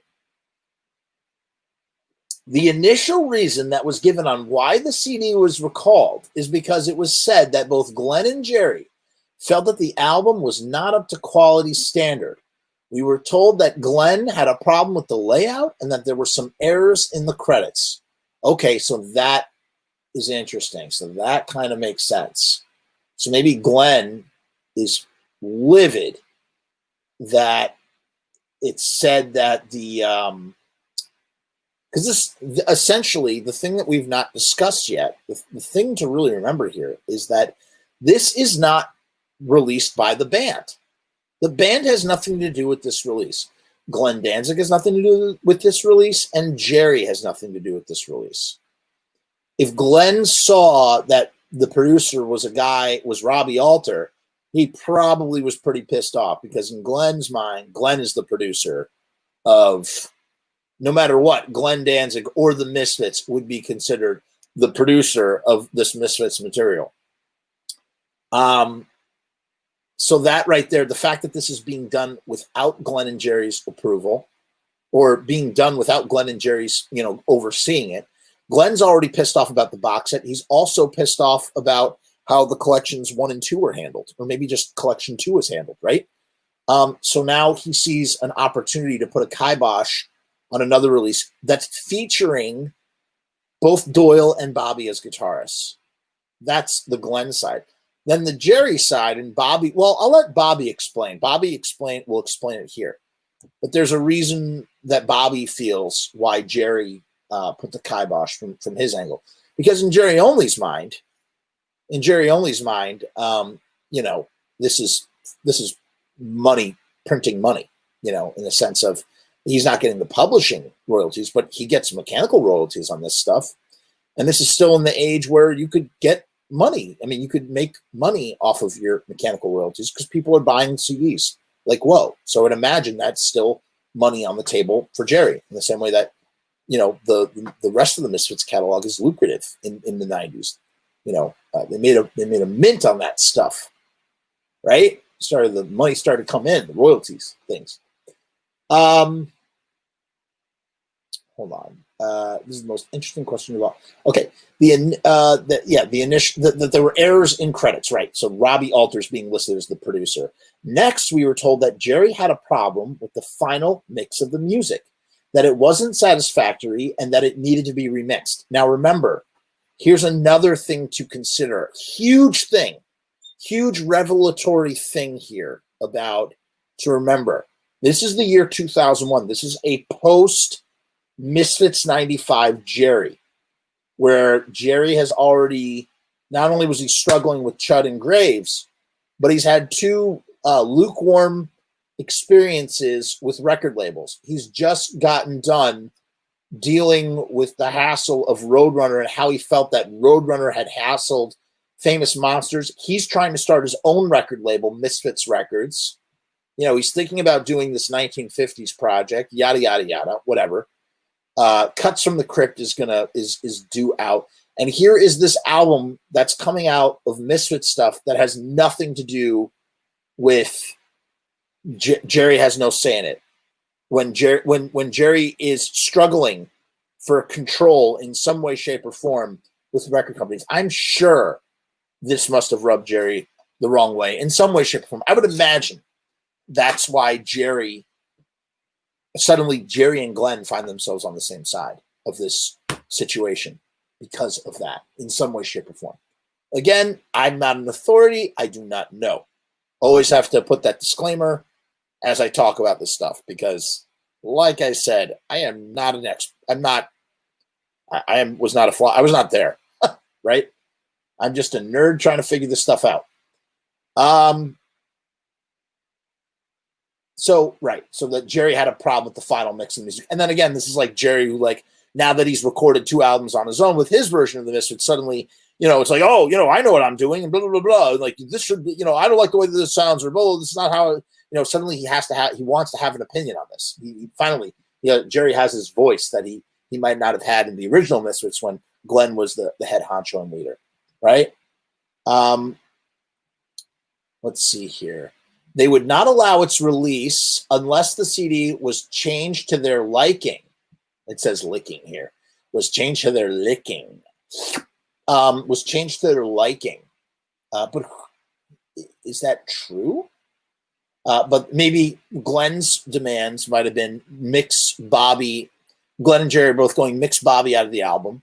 Let us redo the art, yada, yada, yada. And the record company has spent so much money on the release already. They're like, we're not gonna yield to these demands and redo all this stuff when we're so in the hole. We're not going to recoup our expenses at this point. So they reach an impasse. I would imagine. But the situation actually gets much more complicated than that. So the situation is even more complicated. Glenn Danzig, Misfits singer and songwriter, was never contacted, involved, or notified about this project until it was completed. And he received a promo of the CD in the mail. Could you imagine how livid Glenn Danzig would be for that to happen? To just see a Misfits release? Because what has Glenn fought against in the 90s and the 80s or whatever, or in his Glenn Danzig mind? What has he always fought against? Bootlegging. He hates bootlegs. Why does he hate bootlegs? Because A, they're making money off of his stuff, but B, Glenn is like, he oversees every part of the process, man. He's involved in the writing, the recording. He does all the marketing. He did all the layout. He did everything in constructing those Misfits releases. And now here he is being handed a release, and maybe that's also why he has such a problem with the box set, because he's not involved, even though he didn't want to be involved with the box set, or he wasn't allowed to be involved with the box set. So now all of a sudden he gets the CD and it's just like, what the, I don't know. I would imagine. So he receives it in the mail. And, again, those guys, and also this is post-lawsuit. These guys are post-lawsuit for the Battle of the Misfits from 1994, right? Jerry wins, or at least they reach a thing. Jerry wins the name and the right to recording. Glenn wins the publishing. But those guys are now probably super ultra paranoid about being in control of their image, of their brand, of their stuff. And so here's an example, a great example of something that could have been really great. But here's an example of something that was done outside of their control. And therefore, no matter how good it is, no matter how much they might secretly like it, even if there's some stuff that needs to be tweaked, how could it ever come out? It can't come out. They didn't sign off on it. That's probably where it's coming from, partially. That's got to be some of the mindset there. I don't know. You can imagine he was probably a bit upset at not at least being contacted about a new release of his material, since he is usually since he was usually so closely involved with all of his releases. Glenn was also a bit upset about the information given in the CD. Apparently, some of the photos in the layout were credited improperly. So he said the errors would need to be corrected before it gets re-released. Another rumor, but not a fact, Eerie Von did the liner notes for the 12 Hits album. Glenn may have been upset about that too, since Eerie was no longer a member of Danzig's current band. Totally why he was pissed off about it. That has to be it, man. Partially. Plus the Bobby thing, plus not knowing, right? Not being made aware of it. Jerry only says, we were unsatisfied with the mix. It should eventually be corrected. He hasn't said much more than this, but others seem to think that he has a hidden agenda behind why he would like a remix. Bobby Steele, main guitarist on the album. So like I said, Bobby plays guitar on most of the album.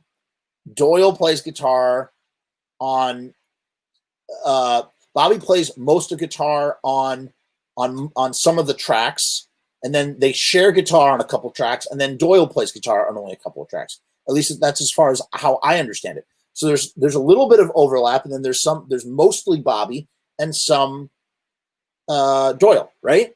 So this is what Bobby says as the main guitarist on the album. He would like the album.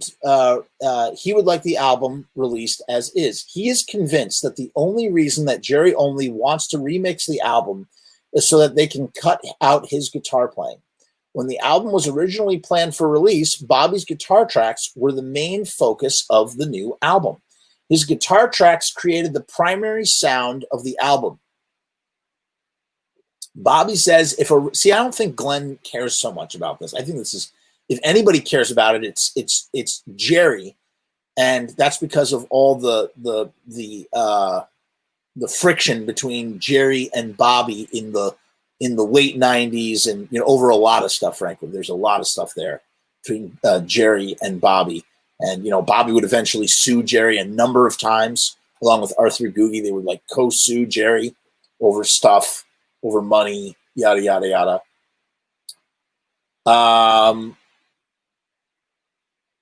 Bobby says if a remix occurs, most likely his guitar tracks will be taken out of the mix, or that Doyle's guitar track will become the dominant guitar in the recording. This may seem strange to some people, but it is not that strange when you consider the history of the Misfits. To this day, Bobby and Jerry have never made peace. They do not get along. Originally, Bobby was kicked out of the Misfits. It is rumored, according to Jerry Only, that the reason Bobby was kicked out of the band was because of his terrible guitar playing. This comes from that Ugly Things interview, number 12 that we went over. Go back in my episodes and you can hear us talk about all that stuff. Bobby says that this album showcases his great guitar work, and that he's convinced that it would finally prove to Misfits fans that those rumors were false. It is also rumored that it is extremely hard to deal with Bobby Steele. Some say he lives in the past too much, and that it creates irritation to the other Misfits members. That's probably Jerry saying that, being mad that Bobby always calls himself, an ex-Misfit. Here are some actual comments typed by Bobby Steele himself on this matter. Okay, so here's Bobby actually talking about it. Jerry's been very quiet. He just doesn't want to give Bobby the attention or say anything. All he says is, what does he say? He just says, oh, we need to remix the album. And really, when he remixes the album, he'll probably remix Bobby out of the album completely, which is something that I think Jerry would do, despite how great Bobby would sound on it. Here's some actual comments typed by Bobby Steele himself on this matter.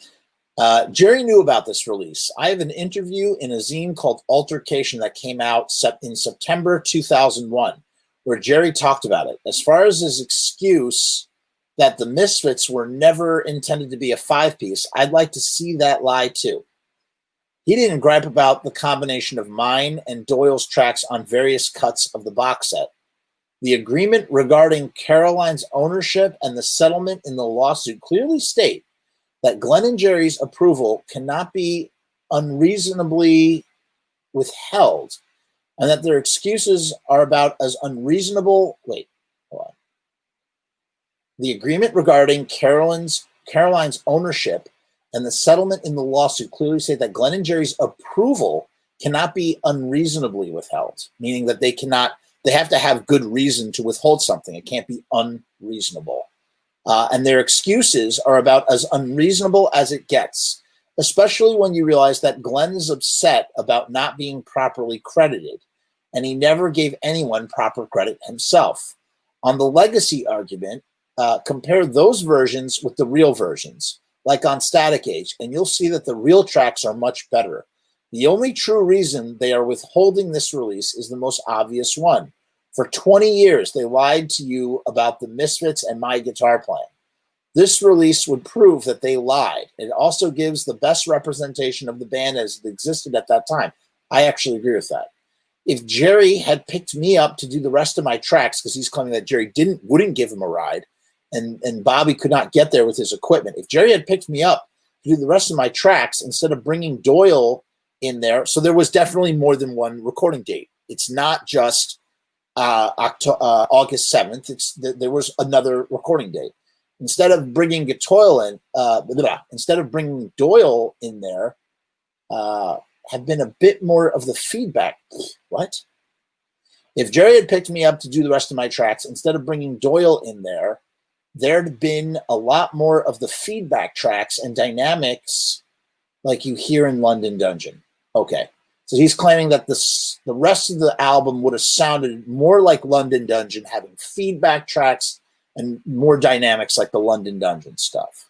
I spoke with Jerry at Chiller. This is probably, when he says he spoke with Jerry at Chiller, he's probably talking about in like 1996 or 1997 when Jerry was also attending Chiller. Bobby would attend Chiller for years and years and years.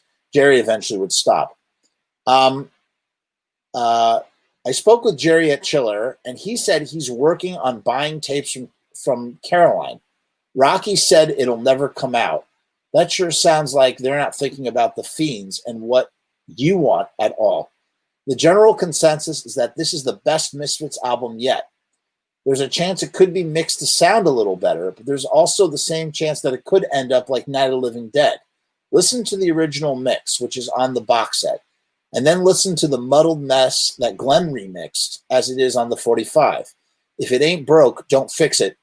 Now, additionally, at these Chiller theaters, for a long time, and again, I am so going to gloss over this because Pod's Magic Cockatoo says he was there. I'm assuming you were there at the Chiller when Bobby was talking to Jerry.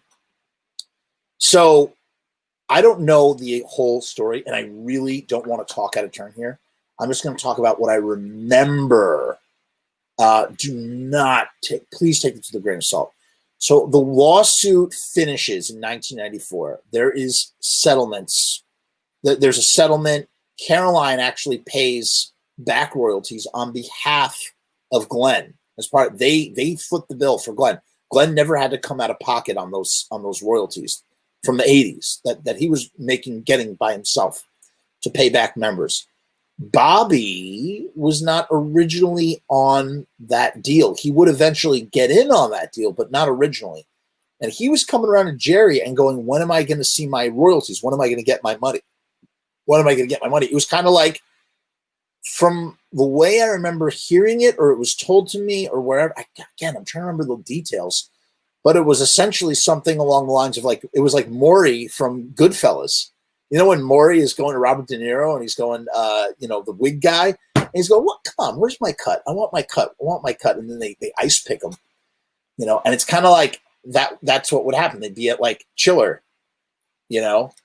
and it was around the time they were signing with Roadrunner. Interesting. I didn't realize they had signed with Roadrunners in '96. I thought they were with Geffen in '96. They didn't sign with Roadrunner until 1999. Again, prove me wrong. I don't know. I actually don't know. But what's his face is kind of like, what's his face is kind of being all sweet, not trying to be like friendly or whatever. Where Bobby's trying to talk to Jerry about getting his royalties, and Jerry just keeps telling him, "It's coming, it's coming, it's coming." And I believe that was a source of contention. I also think, and forgive me, Bobby, if I'm speaking out of turn, I think at some point, I wonder if Bobby ever thought maybe he would get back in the reformed 95 Misfits. And I wonder if like a little bit of the bittersweetness between them is that Bobby was maybe expecting that maybe he could be asked back and be second guitar, which honestly would have been such a great idea, and was never asked back. And I think that might have been a slight source of contention. But again, I don't actually know that. I really, really don't. However, imagine for a moment if Bobby Steele, who's calling me? Imagine for a moment if Bobby Steele came back into the Misfits in '95. How cool would that be? Imagine Doyle's guitar with Bobby's guitar. I mean, it would never happen, but just imagine for a moment them as a five-piece in the '90s. So not only do you have two original members, you have three original members. It would have been very interesting. It was an interesting situation. I'll do my Jamie homework. I don't get it. I don't get it. I was hanging with Graves and Jerry and two chicks from Roadrunner Records. Okay, so Potter, so you're saying that it was Roadrunner Records in '96. So why did it take them 3 years to release an album? Wait, Pot, I'm so confused. How are you sure that it was Roadrunner? It had to be Geffen Records. It couldn't have been Roadrunner because they didn't release American Psycho didn't come out till 1997. They would have, dude. Are you sure you don't mean Geffen Records? I think that's what you mean. So he's like that's going on at Chiller as well. Just additional context. Again, don't remember the whole story there.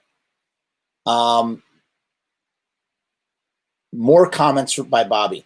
I ran into Jerry this weekend, and again, I don't know what year this is. I guess this would be around 2001. I ran into Jerry this weekend, and apparently he's trying to buy. Okay, so this has to be post 2001. This is probably 2002, maybe. I ran into Jerry this weekend, and apparently he's trying to buy the 12 Hits Masters back from Caroline. Rocky said it'll never come out. I take this to mean that they plan on destroying the tapes as soon as they gain custody of them. Wasn't there someone else who was born on the same date as Jerry who wanted to rewrite history? What does he mean? Wasn't there someone else who was born on the same date as Jerry who wanted to rewrite history? Again, Caroline owns the masters, and Glenn and Jerry only have a right to reasonably refuse any release. There is no reason, in Bobby's mind, there's no reasonable argument for them to withdraw it, which is why they have to come up with such whoppers as bad sound, poor mastering, and Jerry's claim that he never knew about it, despite running an ad on misfitscentral.com for a time. And discussing it in interviews last summer. He was all for it until he realized it would prove what a liar he is. I don't think Jerry only gives a crap. I really don't think Jerry only would give a crap about being called a liar. I don't think that entered his mind at all. I think that's Bobby has no idea what he's talking about in that realm. Yeah, the year might be wrong. Dude, if the year you're wrong about the year then. It would have been later than 96. Please do. Rue says, I remember running into Bobby Steele at the New Fits gig when Joey and Marky came out and played a few tracks. Great show. And Jerry hates Roadrunner. Right. So, Rue, what was that? That was around 2002, 2003, 2002? 2001. Right. M25. That'd be 2001. So that's right around this time when all this stuff is happening. So he thinks that he thinks that Jerry's worried about being proven that he's a liar. I don't think so. Yes, folks, we're looking at Hitler's last days in the bunker. Come on, Bobby. Bobby wrote that. Funny how the two not only share the same birthday but the same philosophy. Hitler said, "Death before just." Oh, he's saying that. Oh, now I understand. Now I understand what he's saying. He's talking about the person who he shares a birthday with. He's saying that Jerry shares a birthday with Hitler. Death before dishonor, Jerry. In the original Cyclopean membership cards had the slogan, "Life without honor is not life at all." Maybe it's time for him to put a bullet in his own head. Jesus, Bobby is really angry. Bobby is an angry guy. So Rue says 96. Okay, so you're saying that Bobby Steele. Okay, sorry, I'm all confused. Huh. So Iggy Pop tribute was in 1996. Bobby played on 3 tracks from 12 Hits from Hell. Peter, are you sure about that, man? Dude, the Rollins episode was so great. Oh my God, it really was, Gary. You know what? It might be on my other computer, Gary. I'm going to see if I can find it because that would really be something to have on there. I wonder if I could put that on my channel. I wonder if that would get flagged for anything. You think? If I can find it, I'll put it up. I'll attempt to put it up at least. Maybe we'll listen to Henry. We'll do some commentary on it. I guess. I don't know if Bobby only. Where are you getting that information, Pete? Are you saying, is that from Misfits Central that he only played on three tracks from 12 hits? I think he played on way more of that. I think he played on the majority of it. And again, I didn't realize that the Iggy Pop tribute, I thought that was in 1999. I guess that was in 1996. And this, okay, so this is 1996. Huh. Right, that would make, but oh, Joey Ramone and Markey. Ah, I'm thinking you're talking about Joey Image, because Joey Image wouldn't come until 2001. Okay, or 2000, I should say. Okay, thank you. That clears everything up. Sorry for the confusion, people. Anyway, back to a really bitter Bobby comparing Jerry to Hitler because they share a birthday. Jesus, Bobby, come on. More comments by Bobby. Caroline owns the masters and copyrights, and we are only allowed to reasonably withhold permission of any release. Considering how Caroline saw it fit to respond to inquiries from everyone other than me, including the Fiends, that's a major diss. I know of, see, Bobby's also mad because Bobby would have seen royalties from this release. That's another thing that Jerry probably did not want. Bobby would have gotten paid from this album, and Jerry doesn't want Bobby to get paid. That, I don't think Jerry doesn't care about being called a liar. Jerry doesn't want Bobby to see a penny from that album, if anything. Which is why he'd either want to buy the tapes and then remix them himself, whatever. That was also probably something he just told to Bobby to get him off his back. Considering how Caroline saw that's a major diss. I know of totally unassociated Fiends who were given promos of this months ago. That's another major diss. I merely asked if I could have some free copies, and they can't reply to that. So he's pissed that he had asked Caroline for free copies of 12 Hits from Hell and that they couldn't reply to that. I'm sure it was probably a big, a bit of solace for Bobby, who was jettisoned from the band, that here he is playing guitar on the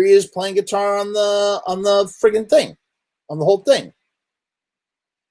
Peter says Bobby only played on I Turn Into a Martian, Violent World, and London Dungeon. Danzig played guitar on Halloween 2. See, I think that maybe on the re-release single he did. I don't know, Pete. Pete, where are you getting your information? Is this from Misfit Central? I Turn Into a Martian, Violent World, and London Dungeon. All right. Any case. Yeah, he's bitter, man. Bobby is super friggin' bitter about this. And he's like, here he is seeing a major payday coming up the pike, and it just gets the kibosh. And there's something that's very important. 12 Hits from Hell, I think, is responsible for something really, really important. And we're going to get to that at the very tail end of this, of which we're almost through. Sorry, I'm like, the writing is so small, it's very hard to see what I'm looking at here. Seeing as the whole thing was being touted for having my guitar tracks, they should contact me. I know the exact terms of the settlement, and I am supposed to be respected for my contribution. There are some things in the agreement that are still questionable, like whether Jerry and or Glenn had the right to sell these and not pay me and Joey our share. Could mean for some serious legal technicalities in the end. As it is, 12 Hits from Hell proves that you've been lied to by these guys. The sealed court documents prove that even further. More comments by Bobby. I just found out about this. I'm trying to find out what's going on. I think the mix is great. Maybe Glenn and the Misfits don't like the fact that it shows them for what they have been for 20 years. Liars. It's pretty funny that Caroline has evidently responded to those parties, but still shows total contempt when it comes to me. I have been trying to get answers from Ashley for 2 weeks. I was talking to some lady called Ashley about this. I'll try. Yes, Pod of 98. That makes a lot of sense. I was a kid, but that was an awesome Chiller Theater year. Yeah, okay, that makes more sense, Pod, because why they would have still been with Geffen in 96. So Bobby had been trying to contact some lady, some rep from Caroline named Ashley. More comments by Bobby. I don't think they'd be so stupid as to overdub new guitar tracks at this point. I have been hearing that they intend to change the content in the book. So that could mean removing any good things said about me in it. Of course, they'd be stupid to do that too. Hopefully they'll just give it a better cover. The more support I get based on the current version from Fiends, the better chance we have of putting the pressure to release this mix or a better mix approved by me. So now Bobby wants a mix approved by him. Maybe we can show Caroline that if they make changes that are defamatory to me, it'll be boycotted. Come on. There's that word again. And MP3s of this mix would be accepted versions of this album. I'm fighting for this one. I mean, if they approve the poor sounding versions in the box set, then they have no argument for not approving this version.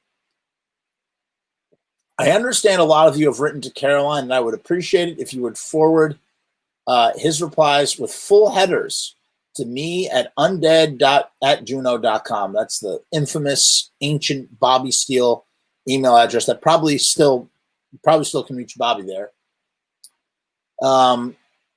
Thanks. I just got a legal department from the. I just got an email from the legal department at EMI, who I guess made the mistake of buying Caroline, and they have demanded that I cease and desist from, among other things, doing anything to try and get Caroline to tell me where my missing royalties are. In other words, if I email Ashley at astralworks.com and ask where's my money, they'll have me arrested. Go ahead, Ashley. Tell me. Why are you helping in this cover-up? Bobby thinks there's a cover-up against him. I'm just glad everyone has gotten copies of this music. I've heard the rumors that Jerry has been telling people that I will be removed from these recordings. I know, right? Well, what do you mean, Peter? What do you mean test pressings? Are you referring for the vinyl? Because the vinyl is bootleg. The CDs are the only official things that come out. They never did a vinyl pressing of 12 Hits from Hell. So that's everything that Bobby Steele says. And as you can see, Bobby sounds bitter. He's going to lose a payday possibly on this. There's a lot of sour grapes there.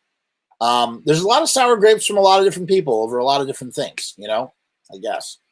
So here's what Caroline Records, Astralworks, the record company, has to say. Yeah. Wow. You're just finding that out. I'm so sorry. Yes. All the vinyls are bootlegs. There's never any promo bootleg. If you have a vinyl, it is 150% a bootleg. I'm sorry to say. It's still cool. It still sounds great probably on vinyl, but it is a bootleg, which probably means that it came from hey, you love bootlegs, then you're all set. There's no problem there. Good. Here's what Caroline Records has to say about some stuff. By the way, if you like this content, please like this video, leave a comment, please subscribe to the channel. Subscribe to my channel. If you get an ad come up, you know what really helps me? You know what helps me to get paid without, actually getting paid? Let the ad play through. If it doesn't bother you, if you don't have anything else better to do, maybe you got to go wash your dishes. Go wash your dishes while the ad plays, and then come back. You got to go take your dog out for a quick, has to go to the bathroom real quick. Let that happen. Let the ad play out. That's a big help to me. Just putting that out there, people. Caroline Records. So here's what Caroline Records says. Ready? They stated the album would not be released due to an inferior mastering error. That sounds kind of like BS. In their original cancellation letter, that was the excuse that they used, that they sent out. 1 year later, after the original release date of the album, I personally received an email from Ashley at Astralworks telling me exactly this. The version that was withdrawn was not pleasing to the Misfits because there was a false remix and not a representation of the band's authentic sound, as it had two guitars in the mix. The Misfits never had two guitars. That's what it's about. Bobby Steele is the reason. Bobby Steele is the reason that 12 Hits is dead. You got to suck, Jackie, suck. Now remember, when they say Misfits, that just means Jerry because he owns the Misfits name now. After I read that, it seemed more like what Bobby stated was true. If you think about it, many of the original Misfits recordings had 2 guitars or more on the same song mix. It is common to double your guitar tracks when recording. 12 Hits from Hell was no different. It even featured the original album producer, Robbie Alter, playing additional guitar on London Dungeon and Violent World. Are they going to take him off the album too? Whoever said that playing additional guitars on the album changes the band to a 5-piece? Obviously, the excuse is complete junk. We all know the Misfits were never a 5-piece band. They never had this problem when they put out the same songs in the Misfits box set or the original 3 Hits from Hell 7-inch or the original Halloween 7-inch. So why now? My point is the complaint seems totally stupid. The band never recorded as a 5-piece. They just added an additional guitar track with a new member joining when a new member joined the band. Obviously, that's what they wanted back then. And if you ask me, I think it is actually pretty great having a Misfits album that was fully recorded with 2 original Misfits guitars. There you go. There you go. Bobby was so upset by this that Glenn made a comment in an interview during the Circle of Snakes tour in 2004. Someone brought this up to Glenn, and Glenn dismissed Bobby even further, saying that Bobby can't even really play guitar, and that was Bobby's deal, and blah, blah, blah. So Glenn Danzig had it in his mind that Bobby was behind this project from the beginning. And in response to that, one thing that was said in one interview in one magazine, Bobby went out and he had the Undead recorded at Postmortem Studios. The Undead recorded 12 Hits from Hell, uncovered, as Bobby would put it. And Bobby posted it on his MySpace. That was the only way to hear it. They never sold it. It was never released in any other way, shape, or form. Of course, some people figured out how to rip the MySpace music player. Remember the MySpace music player? You can have a variety of songs on your MySpace page. Somebody ripped the mixes or ripped the songs, and that's how we got them. So you can hear Bobby Steele covering all of 12 Hits from Hell by himself in 2007, or at least the Undead. I don't know who his guys were, bass player and drummer, if he had them. But that's how much it meant to Bobby. It was more, I don't know how much money he spent on it, if he spent any money. Yes, it is. Yes, it is on YouTube. You can hear it all on YouTube if you want. Should I post the link in the thing? But it meant enough to Bobby that he was like, I'm going to record this to show everybody that my playing is good. But the funny thing is, Bobby, we all know your playing is good. I think it's and it just has to do with, those guys putting the kibosh on it, putting the kibosh on you, whatever you want to say. Yeah, here it is, actually. Whoa, this is so cool.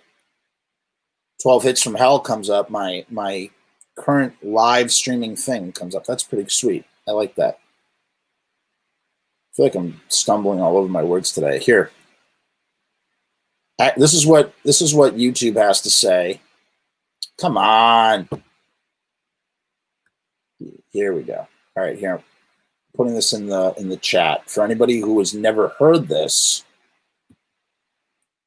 it's not the Misfits. It's not as good as the Misfits version, but it's interesting it's an interesting document to listen to if you've never heard it. If you've never had the opportunity to hear it, you should definitely check it out in the very least. And here's what Wikipedia says about it. So, real quick.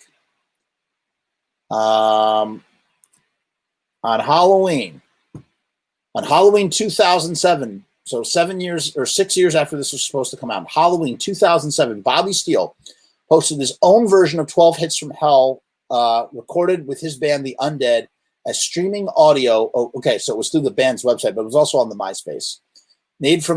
This was made from some lossy 128 kilobytes per second MP3 files found on the second page of the Google search. If anybody has a higher quality version, please let me know. And it's not, Bobby's voice doing these songs is not as good as Glenn, but the guitar playing is fine. I think the guitar playing on 12 Hits from Hell in general is phenomenal. I really like it. I like the way the guitar sounds. I like the way that it's mixed. Like I said, that Night of the Living Dead to me is definitive. It's the best version of that song. My favorite version of that song by far. I think I like the Astro Zombies. No, I think actually Collection 1 Astro Zombies is my favorite. I don't know. Will the CD ever come out? The version of the CD that you see on this website will never be released. It is also not likely that you'll ever see another version of the CD released either. The record company still says that they are trying to work something out, but they've also said it looks as though we have lost so much money on the project that it seems like it will never come out. Caroline Records had to cancel the CD just 2.5 weeks before its release. They destroyed all the CDs, and not to mention all the advertising and posters that were sent out. Very few things have survived, but not much.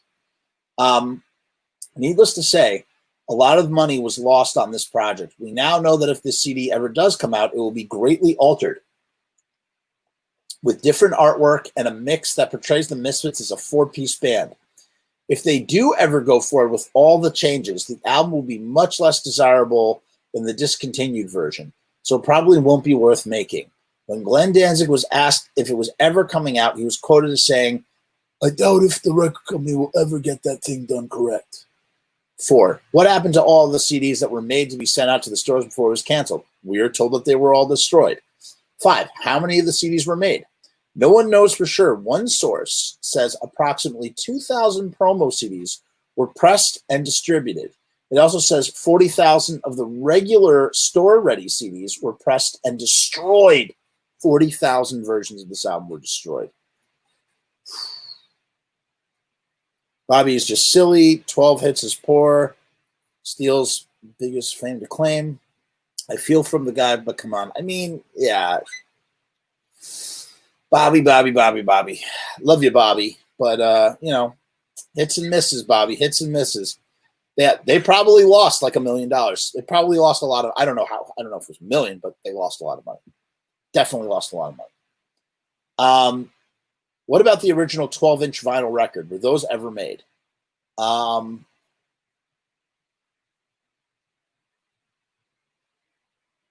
Originally, I told you no, absolutely not. That is not the truth. The truth is that oh my God. Wait, how about that? Wow. They were going to have the first 2,000 records on orange vinyl. What? Yeah, it says it right here. Look at that. What about the 12-inch vinyl record? Were those ever made? Okay, originally I told you no, absolutely not. That's not the truth. Okay, hey, I was wrong. The truth is that 3 black vinyl copies were made. How about that? On September 5th, 2001, 6 days before 9/11. Isn't that crazy? These test pressings were created by Universal Test Pressing and have an ouch, that's hot in the matrix etchings. At least 2 LP sleeves were also printed for review by band members. No further vinyl was ever pressed. The original plan was to press 2,000 copies of orange vinyl and 1,000 copies of white vinyl. None of the actual store shelf records were ever made. Caroline and Astroworks, the record company, has confirmed this over and over again. As for the acetate, 1 set was made. This acetate was created by the Hit Factory Mastering Inc. That was done on August 23rd, 2001. You know what? Could this be? This might be as rare as like the friggin' that Static Age single acetate. I mean, it's like probably the rarest thing in existence, right? I mean, that's super friggin' rare. 7, are you sure there isn't a record? Because I have seen it in stores and on eBay, and it even has the Caroline Records logo on it. Nope. In 2002, someone bootlegged the whole album right from the CD. It is said that they pressed 1,000 of these records. They look authentic, but they are not. They may have come from Germany. It seems that that's where they first popped up. Don't be fooled. If you get one at $20, it's a fair price to pay. The black vinyl has gone to a second pressing on a bit thinner record. There's also a limited number of them pressed on red vinyl, about 78 records worth. All of them are bootleg. I'd say that those records are pretty friggin' valuable today, right? If you could find them. Isn't it crazy to think how bootlegs themselves can be so sought after and rare and worth so much money. I mean, that kind of blows my mind. 8. Where can I get one of these rare CDs? Check eBay, but act fast because Caroline Records usually notices them and they will have an auction.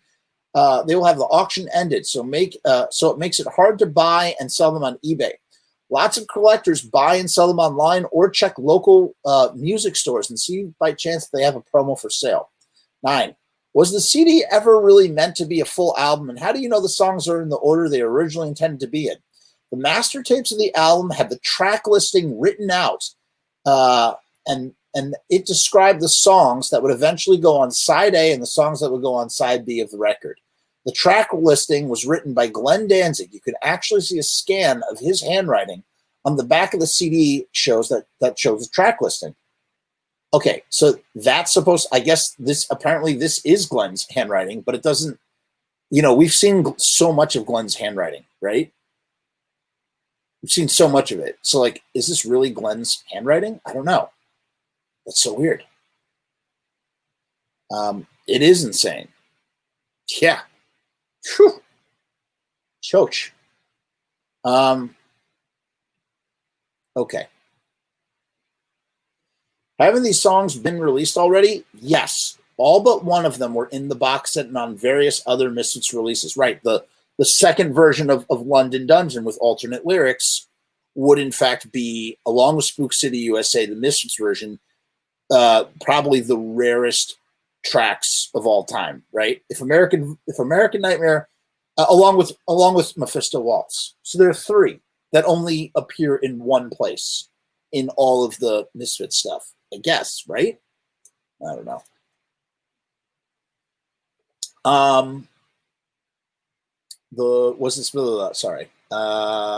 Having these songs, but right, we already saw that.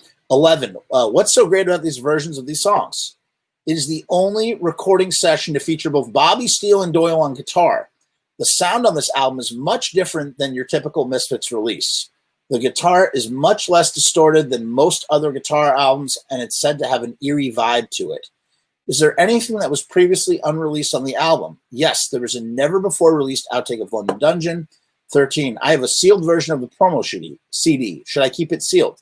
To my knowledge, these were never made. If it was factory sealed, it would have a sticker on it. I have never heard of them shrink wrapping the promo CDs. If yours is sealed, it was probably just sealed by the record store owner to make it look authentic or to add value to it. You can get anything shrink wrapped at your local Kinko store. So go ahead and just open it up. Why not? So there it is, people. Whew. Listings for local Kinko stores. So go ahead and just open it up. Why not around White Plains? Did you hear? My phone in my pocket said local Kinko store. I wrote, because I said Kinko store, my phone, you can't look at that. My phone is always listening. Big brother, man. Big brother. That was shocking to me just now. Okay. So we looked at that. We looked at that. We looked at that. All right, hold on a second. Let's look MSP sessions. So let's see how many tracks they say. Is this where you got it, Peter? Let's take a look real quick. Peter says Bobby only played on 3 tracks. Let's see. Let's take a look. Let's see here. This looks like a releases. This doesn't look like. Let's go to recording sessions. That's what we want. That's what we want. And we want to go to the master sound productions. Okay. Okay. Here we go. This is what I wanted to know. This is what I wanted to know. Look at that. Look at that. All right. The engineer's name was Ben. Now the FBI is going to know what nerds we are. Okay, this is okay. So look, so all right. This allows me to formulate. Now I can formulate my thesis better. Ready? Here's my thesis. Going back to what we were talking about before, the mystery. So they recorded on August. They started on August 7th, 1980, and they recorded for a month, all the way to September 5th. 1980. Isn't it interesting that they tested? They had a test pressing of of 12 Hits from Hell, 21 years to the day on August, on the 5th. Remember, we were just saying 6 days from 9/11. Look at that. Same day. So that means that they were recording for just shy of a month, right? The Misfits began this recording session with Bobby Steele on guitar and completed the mix. Completed and mixed. Sorry. The Misfits began this recording session on August 7th, 1980 with Bobby Steele on guitar and completed and mixed on September 5th, 1980 with Doyle. For each song, Bobby laid down, for each song, Peter, so it's not just 3 songs. For each song, Bobby laid down 3 guitar tracks, 1 lead track and 2 rhythm tracks. Doyle later added guitar tracks to most songs, which were then mixed with his guitar sound in the center. 2 songs also included additional guitar by producer Robbie Alter. Excluding overdubs, each song was recorded in 1 take except London Dungeon, of which the band recorded 2 takes. Mixing and mastering. Skulls and Astro Zombies were later remixed for Collection 1. The Misfits later recorded a different drum track for Halloween 2 and remixed the song for the Halloween 7-inch. Bill Inglot and Andrew Garver of Rhino Records remastered Halloween for the New Wave Halloween compilation album. All 13 songs were later remixed for the 12 Hits from Hell album. So there you go. So Bobby does play on the majority of the tracks. Not only that, he lays down 3 guitar tracks, 1 lead track and 2 rhythm tracks. And then they only did 1 take, excluding overdubs. So they would do overdubs. Now, if Bobby started with them on August 7th, we know that for sure he recorded on August 7th. But at some point between August 7th and September 5th, Bobby starts pulling some sort of rock star situation where he's not showing up. He's not showing up to recording sessions, or he's not doing. He's not cooperating. Maybe he's messing with them. Bobby's that kind of guy too. You know, he can kind of like, you know, be provocative. Maybe he's being provocative. Maybe he's playing a little bit of wonky just to mess with those guys in an attempt to do a power move. And also to note, this is 16-track tape. That means that there are 16 tracks for each, you know, song. So at least three of them are go to Bobby, and then another one goes to Doyle. Maybe Glenn plays on another one. Who knows? You know, to thicken that stuff up. At some point, Jerry decides that to just bring in Doyle and stop having Bobby show up. But I don't think they ever actually told Bobby he's out of the band. And Bobby just, whatever, you know, Bobby is like into the nightlife. He's you know, getting loaded, blah, blah, blah. But supposedly Bobby shows up. Bobby told me this to my face. Bobby told me that he showed up to the Irving Plaza show, 1980, expecting to play. And he had Frank Zappa with him. And Doyle went out on the stage, and they just never told him. And he was out of the band. And that was it. So Bobby found out in 1980. Supposedly, according to him. But this, I'm glad to look this up. This does lend credence to my thought process. Just that I didn't have any confirmation. I was like, they had to record. They had to have been recording longer than just one day. You know, it just didn't. That didn't make any sense to me. Okay, so there's that. So then the next thing here, I'm not going to read. Someday we'll go over Tom Begowitz's interview. Maybe we'll do that in part 2. I can't do that now. It's just, God, we really should. Oh my God. Let's at least just take a look at that one part. No. I'll wait. So look at this. This was done on September 29th, 2001 in anticipation for 12 Hits from Hell. I don't think Russell Casualty's here, but I'd love to ask him what he remembers. Russell, what do you remember? If you listen to this, Russell, what do you remember at that time? Did a lot of people know about 12 Hits from Hell? Was Jerry hyped up about 12 Hits from Hell like Bobby is saying? Like, what's the deal there? That I would like to know. Well, let's save this. I'm not going to read this now because it's gone 2 hours. We're winding down here. Here's what I wanted to tell you guys. So here's the last thing. I need a documentary on 12. This is the closest thing you're going to get to a documentary about 12 Hits from Hell. I guess, huh. How did I do that? 12 Hits from Hell. How did I do that? Like a little featurette, Peter? So here's the last thing I wanted to say before we wind down here. Again, if you're just joining us, please like this video, leave a comment, subscribe to my channel, let some ads play, or click on the little ads that are right here in the thing below. I don't know. Anything helps, man. Anything helps. Lots of ways to support the creation of this content. Got a couple of interviews coming up. Here's what I wanted to say. The main thing to take away from 12 Hits from Hell happening is what followed from 12 Hits from Hell. Because of 12 Hits from Hell, suddenly, oh, Russell Casualty is here. That's awesome. Wow, Russell, dude, way to come in the way to be waiting in the wings. Wait, Russell, come, Russell, here. Russell, are you available, right? Russell, come into the waiting room for a minute. Click on that link. If you can, if you're available, I don't know if your situation allows for it, but if it does, I'm just curious about something. Oh, good. Oh, I'm so glad. That's awesome.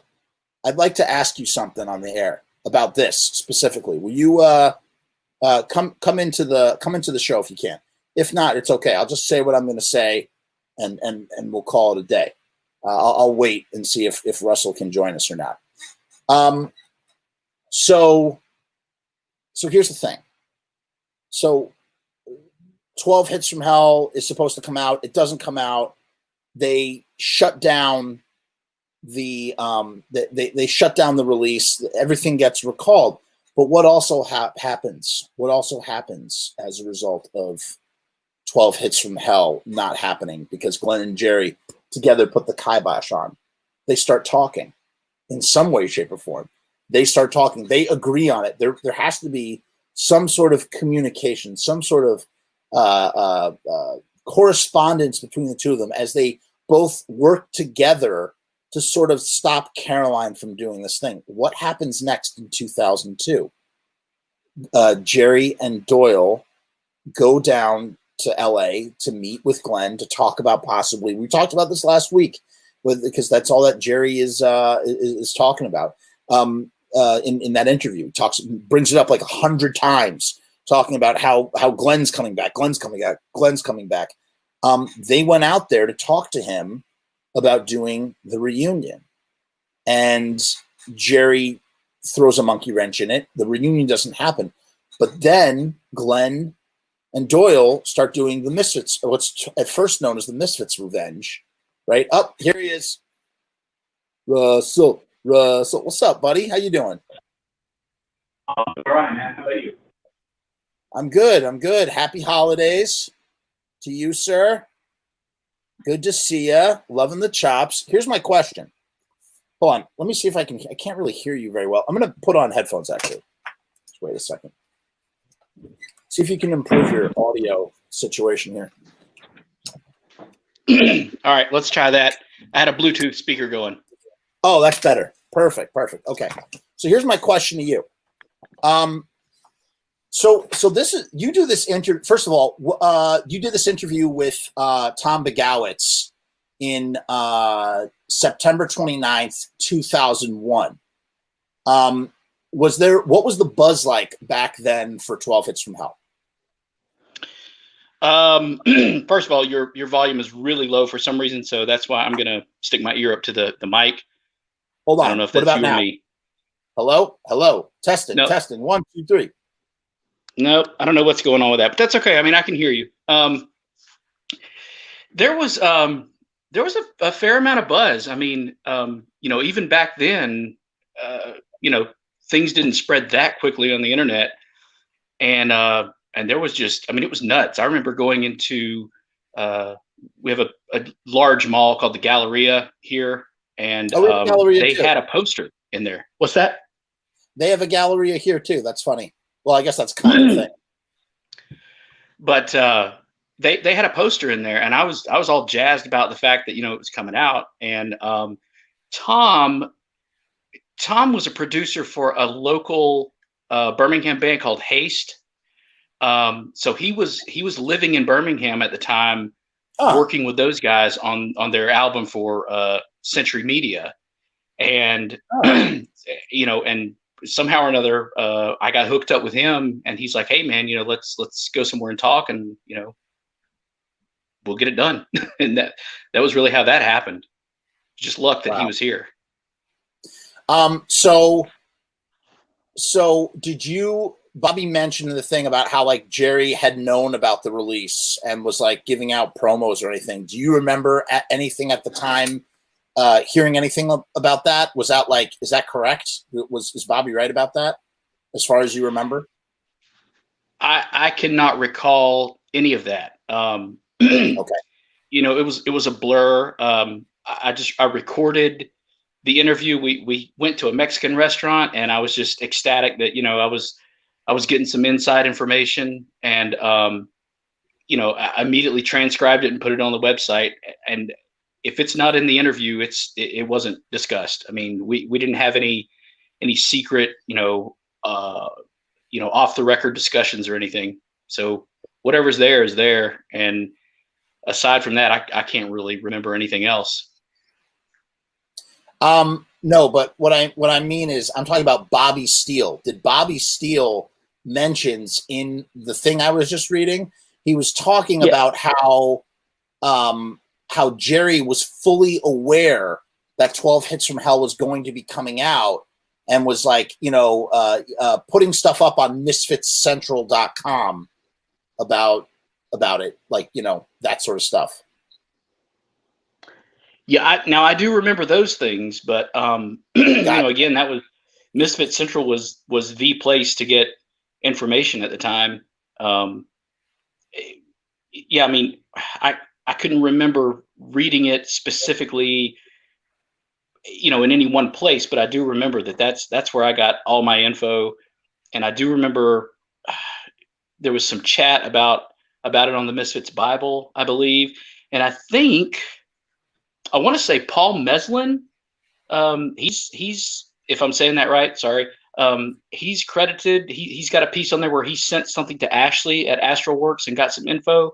So, and I can find that link, but I'm pretty sure there's some record of that. But yeah, I mean, yeah, I don't remember specifically what Jerry might have said, but I do remember, you know, that, you know, it wasn't some big mystery, like he was getting, you know, blindsided by it. Right. I just want to highlight here, Tanner actually, this was not mentioned before, but Tanner is right. At one point, Gorgeous George, who was married to Doyle at the time, is urging Doyle to go to Glenn's father's funeral. And that's where Glenn and Doyle had really reconnected for the first time, which, because I was talking about before, how 12 Hits kind of, you know, leads in fact to to Glenn and Jerry talking about doing a proper reunion, because they kind of come together to put the kibosh on 12 Hits from Hell. And yes, it is worth mentioning that Gorgeous George is going, Doyle, go to the go to the funeral or whatever, pushing him to go to the funeral, and then that led to that. I didn't know that Jerry was at the funeral, but I guess Jerry was at the funeral too, at least according to what Tanner's saying. So I don't know. The other thing I wanted to ask you was, okay, that's how you got that. Tom Begalis, yeah. So I mean, yeah, I guess that sort of like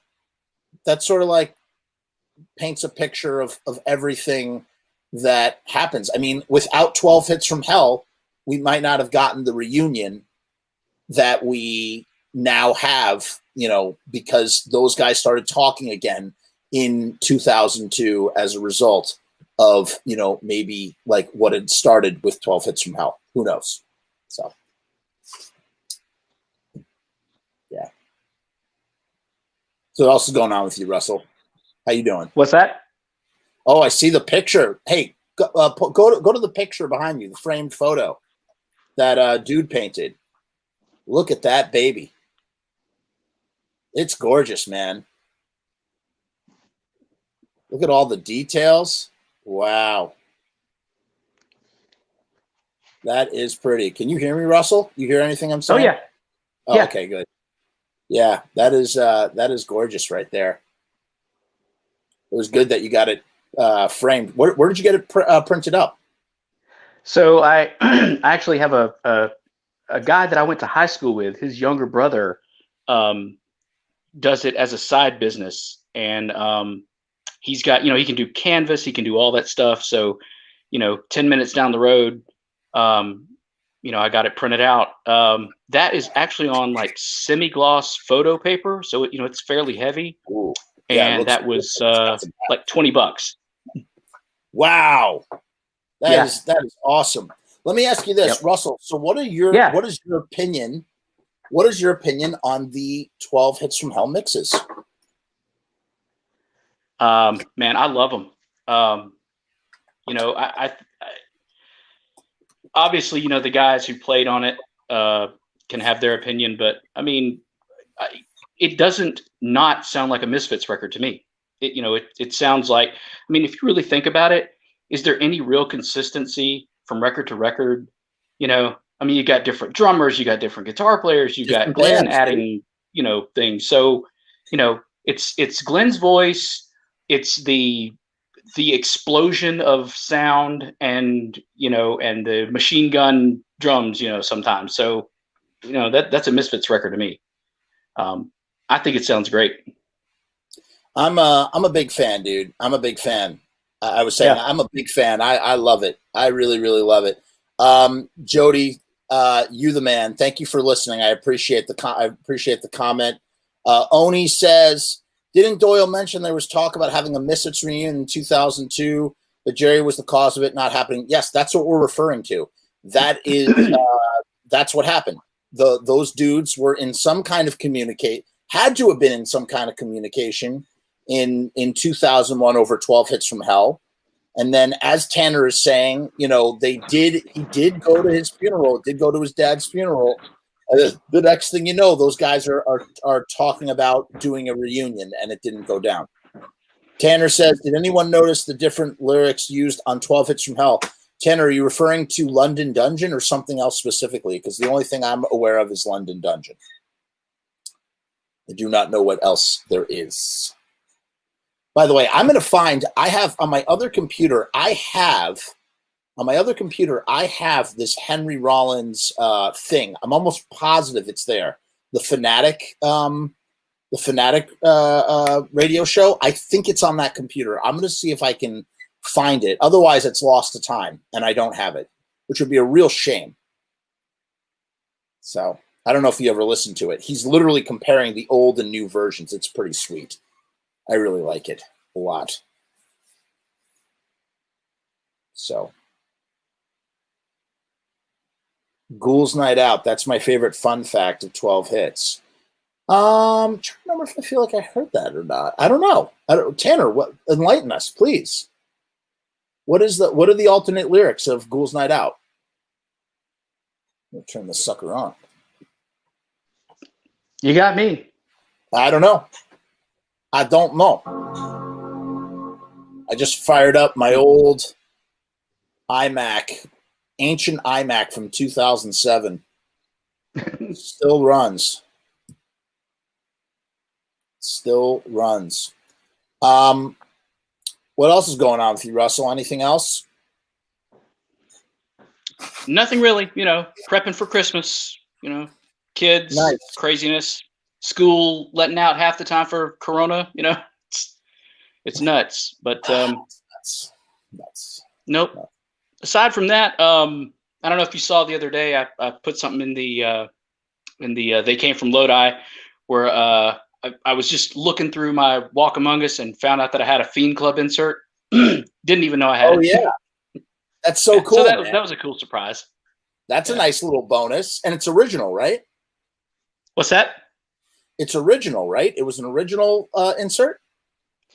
Yeah, pretty much everything that I had previous to, I don't know, probably 2000, maybe 2000.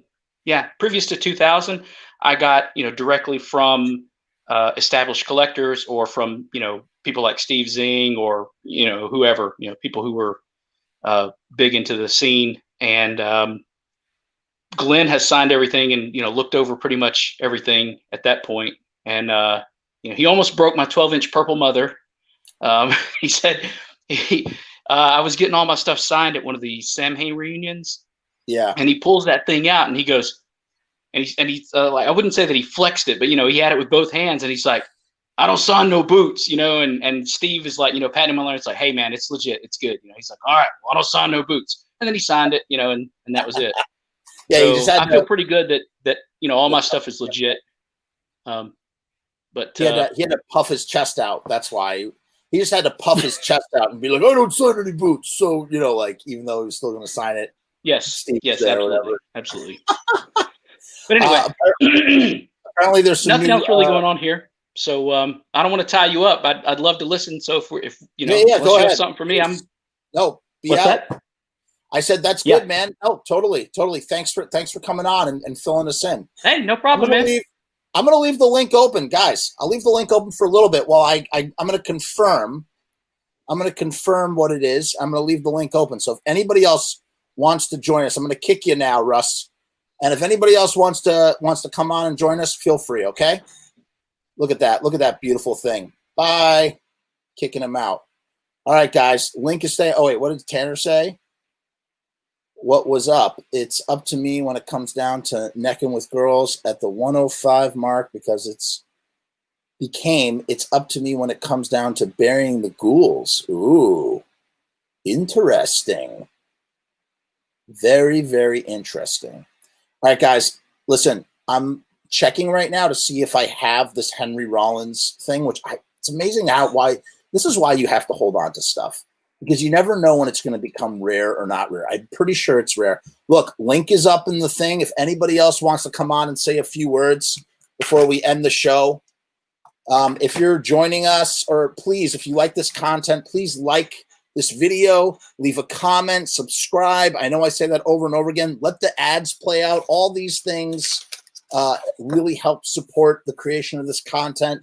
I'm going to leave the link up as I'm checking. This thing takes forever to fire up. Oh, my God. Oh, my God. We'll read Russ's Tom Begowitz interview. We'll save it. Okay. I was going to do some more Jerry-only content, and I decided not to. Because I was just like, man, we've done 2 Jerry only shows. I gotta space out that Jerry stuff. It's you can't do too many Jerry only shows all at once. I'm trying to find my mouse because I can't control this desktop. But hey, the link is up. Anybody wants to join, feel free. The invitation is open, people. Open air. I'm just gonna look for my mouse here. And if anybody wants to join us in the room, chat for a little bit. I got a couple more minutes. I like doing the chat at the end of the show. It's a lot of fun. But I just got to find it. Oh, you know what else? You want to see this is my devil lock. Look.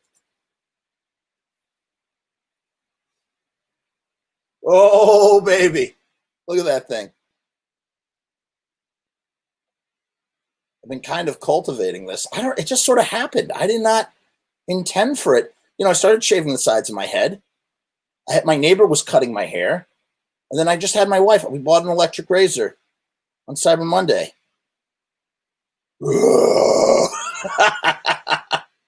I'm going crazy. Going crazy in Coronaville. I've never had one, man. I never had one. I was like, you know what? I could slick it back during the day. And then every once in a while, if I want to, if I'm feeling a little evil, I put it into a pin. I don't know if Peter's still there. Peter, I'm curious to know where you thought that Bobby had only played 3 tracks, because as far as I understand it, he played way more than 3 tracks. Where is the mouse, man? I literally have a computer running, but I have no mouse to connect to the computer, and therefore I can't look around on my computer to see if I have these files or not. You know what's funny? You would think at the age of 15, one would have a devil lock, right? But I just turned 35 and I'm getting a devil lock for the first time in my life. I mean, what's wrong with me? Oh, we got Pete. Pete's here. What's up, buddy? How you doing? Oh, snap. Look at that. Look at that. Dug it out. Oh, it's gorgeous, man. It's gorgeous. Nice food I got. You know what, Peter? Bootleg or not, I think that it is well worth it to have that on vinyl. I think it in a way, it almost, even though it's not an official release, it almost becomes an official release because it's like, you know, I don't know. It's so rare. Yeah, I wish I had the red vinyl. Yeah, right. The original boot. This is like a copy of a boot, you know? So it has the forward from Eerie Von, though? Yes, that's on the, here we go. On this sheet here. Wow. Yeah. I don't know if I've ever actually, I'm trying to think if I've ever read that thing. It's pretty long. What's he talk about in it? There's a Ford from Tom. Oh yeah. From someone else too. It's pretty long. It's like maybe like a page long. So yeah, it goes on forever. Tanner says the bootleg is so close to the original without anyone ever seeing the real deal. One of the only boots that I think is cool. Yeah, I think like if it's a lost album, if it's never been properly released, why wouldn't you? I mean, that's the only way you're going to complete your collection with something like that. And again, there's not a lot of them. Even as a bootleg, there's not a lot of them, right? Yeah, I know the color's really off though. It's almost like I know the CD's like yellow, so the color's way off with the boot, but you know, it's just a novelty. It is a novelty, but it's a fun novelty. Tell me, did you ever listen to the Henry Rollins radio show that I'm referring to? Yes, I remember him comparing each version of the song. It was probably like a 3-hour episode. It was really long. Yeah, it was super long, but it was so great because they literally played both versions of each song back to back, so you could hear the differences. And Henry Rollins was just praising the 12 hits version. So I'm sure he has an original CD. I remember the promo copies of the CD being released to record stores. Right. And when they had that promo copy, me and my friends tried buying it off the record store guy. Yeah. And he looked at it and he was like, nah, like I think we all could tell that something was going to go wrong with it. It was too great to last, you know? So. But that was the last thing. I mean, has there been anything else like original Misfits? Oh no, there was the Record Store Day Lemonheads release, right? Yeah, but that doesn't really count. You know? No, that doesn't count because it's not new. Right. Okay. Yeah. So that's the last time that something almost came out that's, you know, original. Who knows? That's so crazy, man. Yeah, we really need to hear those the Static Gauge outtakes that you were talking about. That's on the iPod. Oh, you can. Those. Yeah, Tom, man. You know, I don't know what beheld him or what you know motivated him. Maybe it was just because I had driven so far to be at his house, and because he had because you know I literally hung out with him for 3 hours. I interviewed him for 2 hours on tape. And then he was just like, we were just chilling in his place. He lives in this beautiful place. I won't say where it was. I don't know if he still lives there, but I won't say where it was. And he's just like, hey, you want to hear something really cool? I was like, yeah. Man, he's playing this Static Some Kind of Hate was really interesting because, you know, Glenn is really like leaning in. When I said Elvis, and this is what Tom's observation was to me, he's really leaning into Elvis when he's singing. You know, you can almost imagine that there's a lip curl on Glenn as he's singing this version, like "There's some kind of love," like just super Elvis-y. And then the Children in Heat was, I think there was a botched one. And then there was another, there were like a bunch of takes of Children in Heat. Yeah, they got to release that stuff before the nukes start flying, you know? Yes. Robbie, I agree, man. I wish there was a static. You think that they would have, in an era where you can have a Funhouse box set with Iggy and the Stooges, why wouldn't they do a Static Age box set with alternate takes and everything? We know that they've flirted with that because, or you know that these outtakes exist because Tom created the static the outtakes track on some of the Static Age CDs. You can find it on YouTube. It's you can hear Bob Aleka. You can just hear various outtakes and like they do the static thing in between. You know, so we know that stuff exists. It's all out there. It's there. They just they sit on it, man. Yeah, and that was the funnest part of the CD. Hearing a $5 fine and all the cool little commentary and the outtakes, you know? Yes. That's a $5 fine, Jerry. It's just so crazy, man. Alex says, how else do you sing Some Kind of Hate? I did interview Don, who ran, oh my God, Real Platinum? No, it wasn't Real Platinum. Wherever they recorded Walk Among Us, I interviewed the guy who owned the studio. And his name's Don. And he had some interesting, he didn't have much to say, but he had a couple of interesting insights about when they were recording Walk Among Us. This was after the MSP session, so it would have been different. Let me ask you this, Pete. In your opinion, because you heard me as I was trying to formulate, I was trying to figure this out. In your opinion, what do you think happened? Do you think that Bobby was pulling some prima donna stuff and that led to Jerry just sort of like, or that led to them like, you know, not calling Bobby up anymore, or like that sort of thing? Or do you think that it was always just about getting Doyle in the band and that they were just always plotting that against Bobby or something? Like, what do you think happened? I think it was just a convenience thing. It was just more convenient to have Doyle because he was there. You know, they just didn't feel like running around picking Bobby up or whatever. So it was just out of convenience. That's what I think. Because like having a band, it's so hard. You got to pick people up and you got to find people. You know, no one's got time for that. You know, so it was just out of convenience. Yeah, that's true. Because you know, I believe Glenn was friends with Bobby even after he left the band. He was going to help him with that 7-inch, right? Yeah, he was going to come out on Plan 9. Yeah. So I think the bad blood happened at one of the shows or something.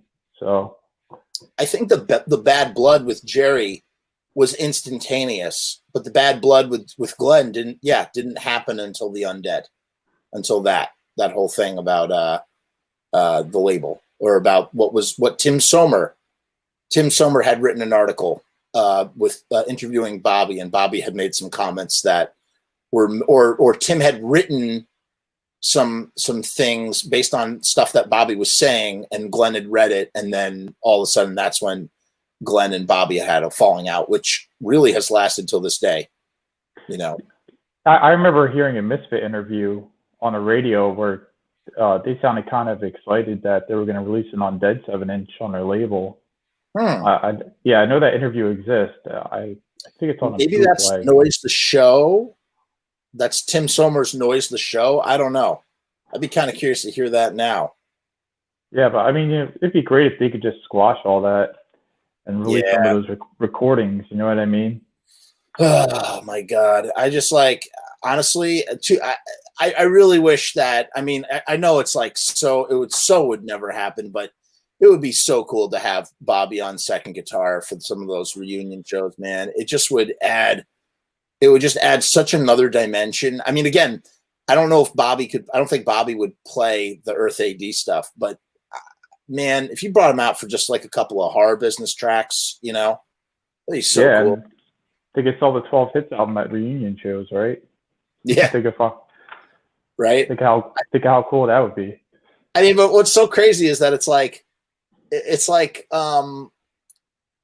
just like, think about how much more money they would like make if they just like, you know, or how much more they could command, you know, if they did it, if they had Bobby, you know, come in and come on. Tanner says that Bobby can play the Earth AD stuff. Yeah, Yes. I think so. Even if it was a little bit of feedback or stuff in a different key, it would definitely add an element to it. You know. Well, I mean, maybe if you had Doyle doing the rhythm and Bobby doing some cool lead stuff, I don't know. That would sound. I mean, it would definitely melt. Either way, it would melt my face. Either way, my face would be melted, and it would be great. So I don't know. But listen, I think I'm gonna wrap this up because I got to be up in the morning. But Pete, thank you so much as always, sir. Very good to see you. You're one of my most frequent guests now, I think. Yeah. This is your third time. It's awesome. Yep. You know, people, when I put the link out, just do what Pete does. Just click the link. You can come on. Come on and chat. Yeah. Come on and say a couple words. It's nice. Share records. Share your record collection. Records. Yeah, we can talk about anything. I don't bite. I'm a friendly guy. Show and tell. Exactly. All right, Pete. Until next time, friend. Good to see you. Peace and hair grease. Have a great night. You too, man. I'm gonna boot you out of here. Pete was kicked out. We kicked him out. Okay, people, listen. This was a wonderful episode. Thank you so much for staying for so long. This was an extra long episode. I really enjoyed myself. We'll do it again next week. Please, once again, like this video. Leave a comment, subscribe if you haven't. Yeah, Alec, please, you're more than welcome to join us for a few minutes. You know, that's what you do. You come on, you hang out for a little bit, and then you go off and we have another person, or we can get 3 people in at the same time and all have like a little symposium, have a little chat. Glad you liked the show. Thank you so much. Last thing, again, ads. Let the ads play out. It's really, really, really good when you let the ads play out. Hey, Pod, thank you so much. Russell, it's really nice to see you, pal, and your poster looks great. Thank you. Okay, guys, for real, this is me signing out. I'm going to look for that Henry Rollins show, and we're going to do it. We're going to listen to it. I think we can get away with listening to it, or maybe I can edit it in a way where we can just listen to the Henry Rollins parts, because we'll get in trouble if we listen to the music parts too. And it will be a lot of fun. Okay. So this is Jeff signing off. Peace and hair grease. And I'll see you next time.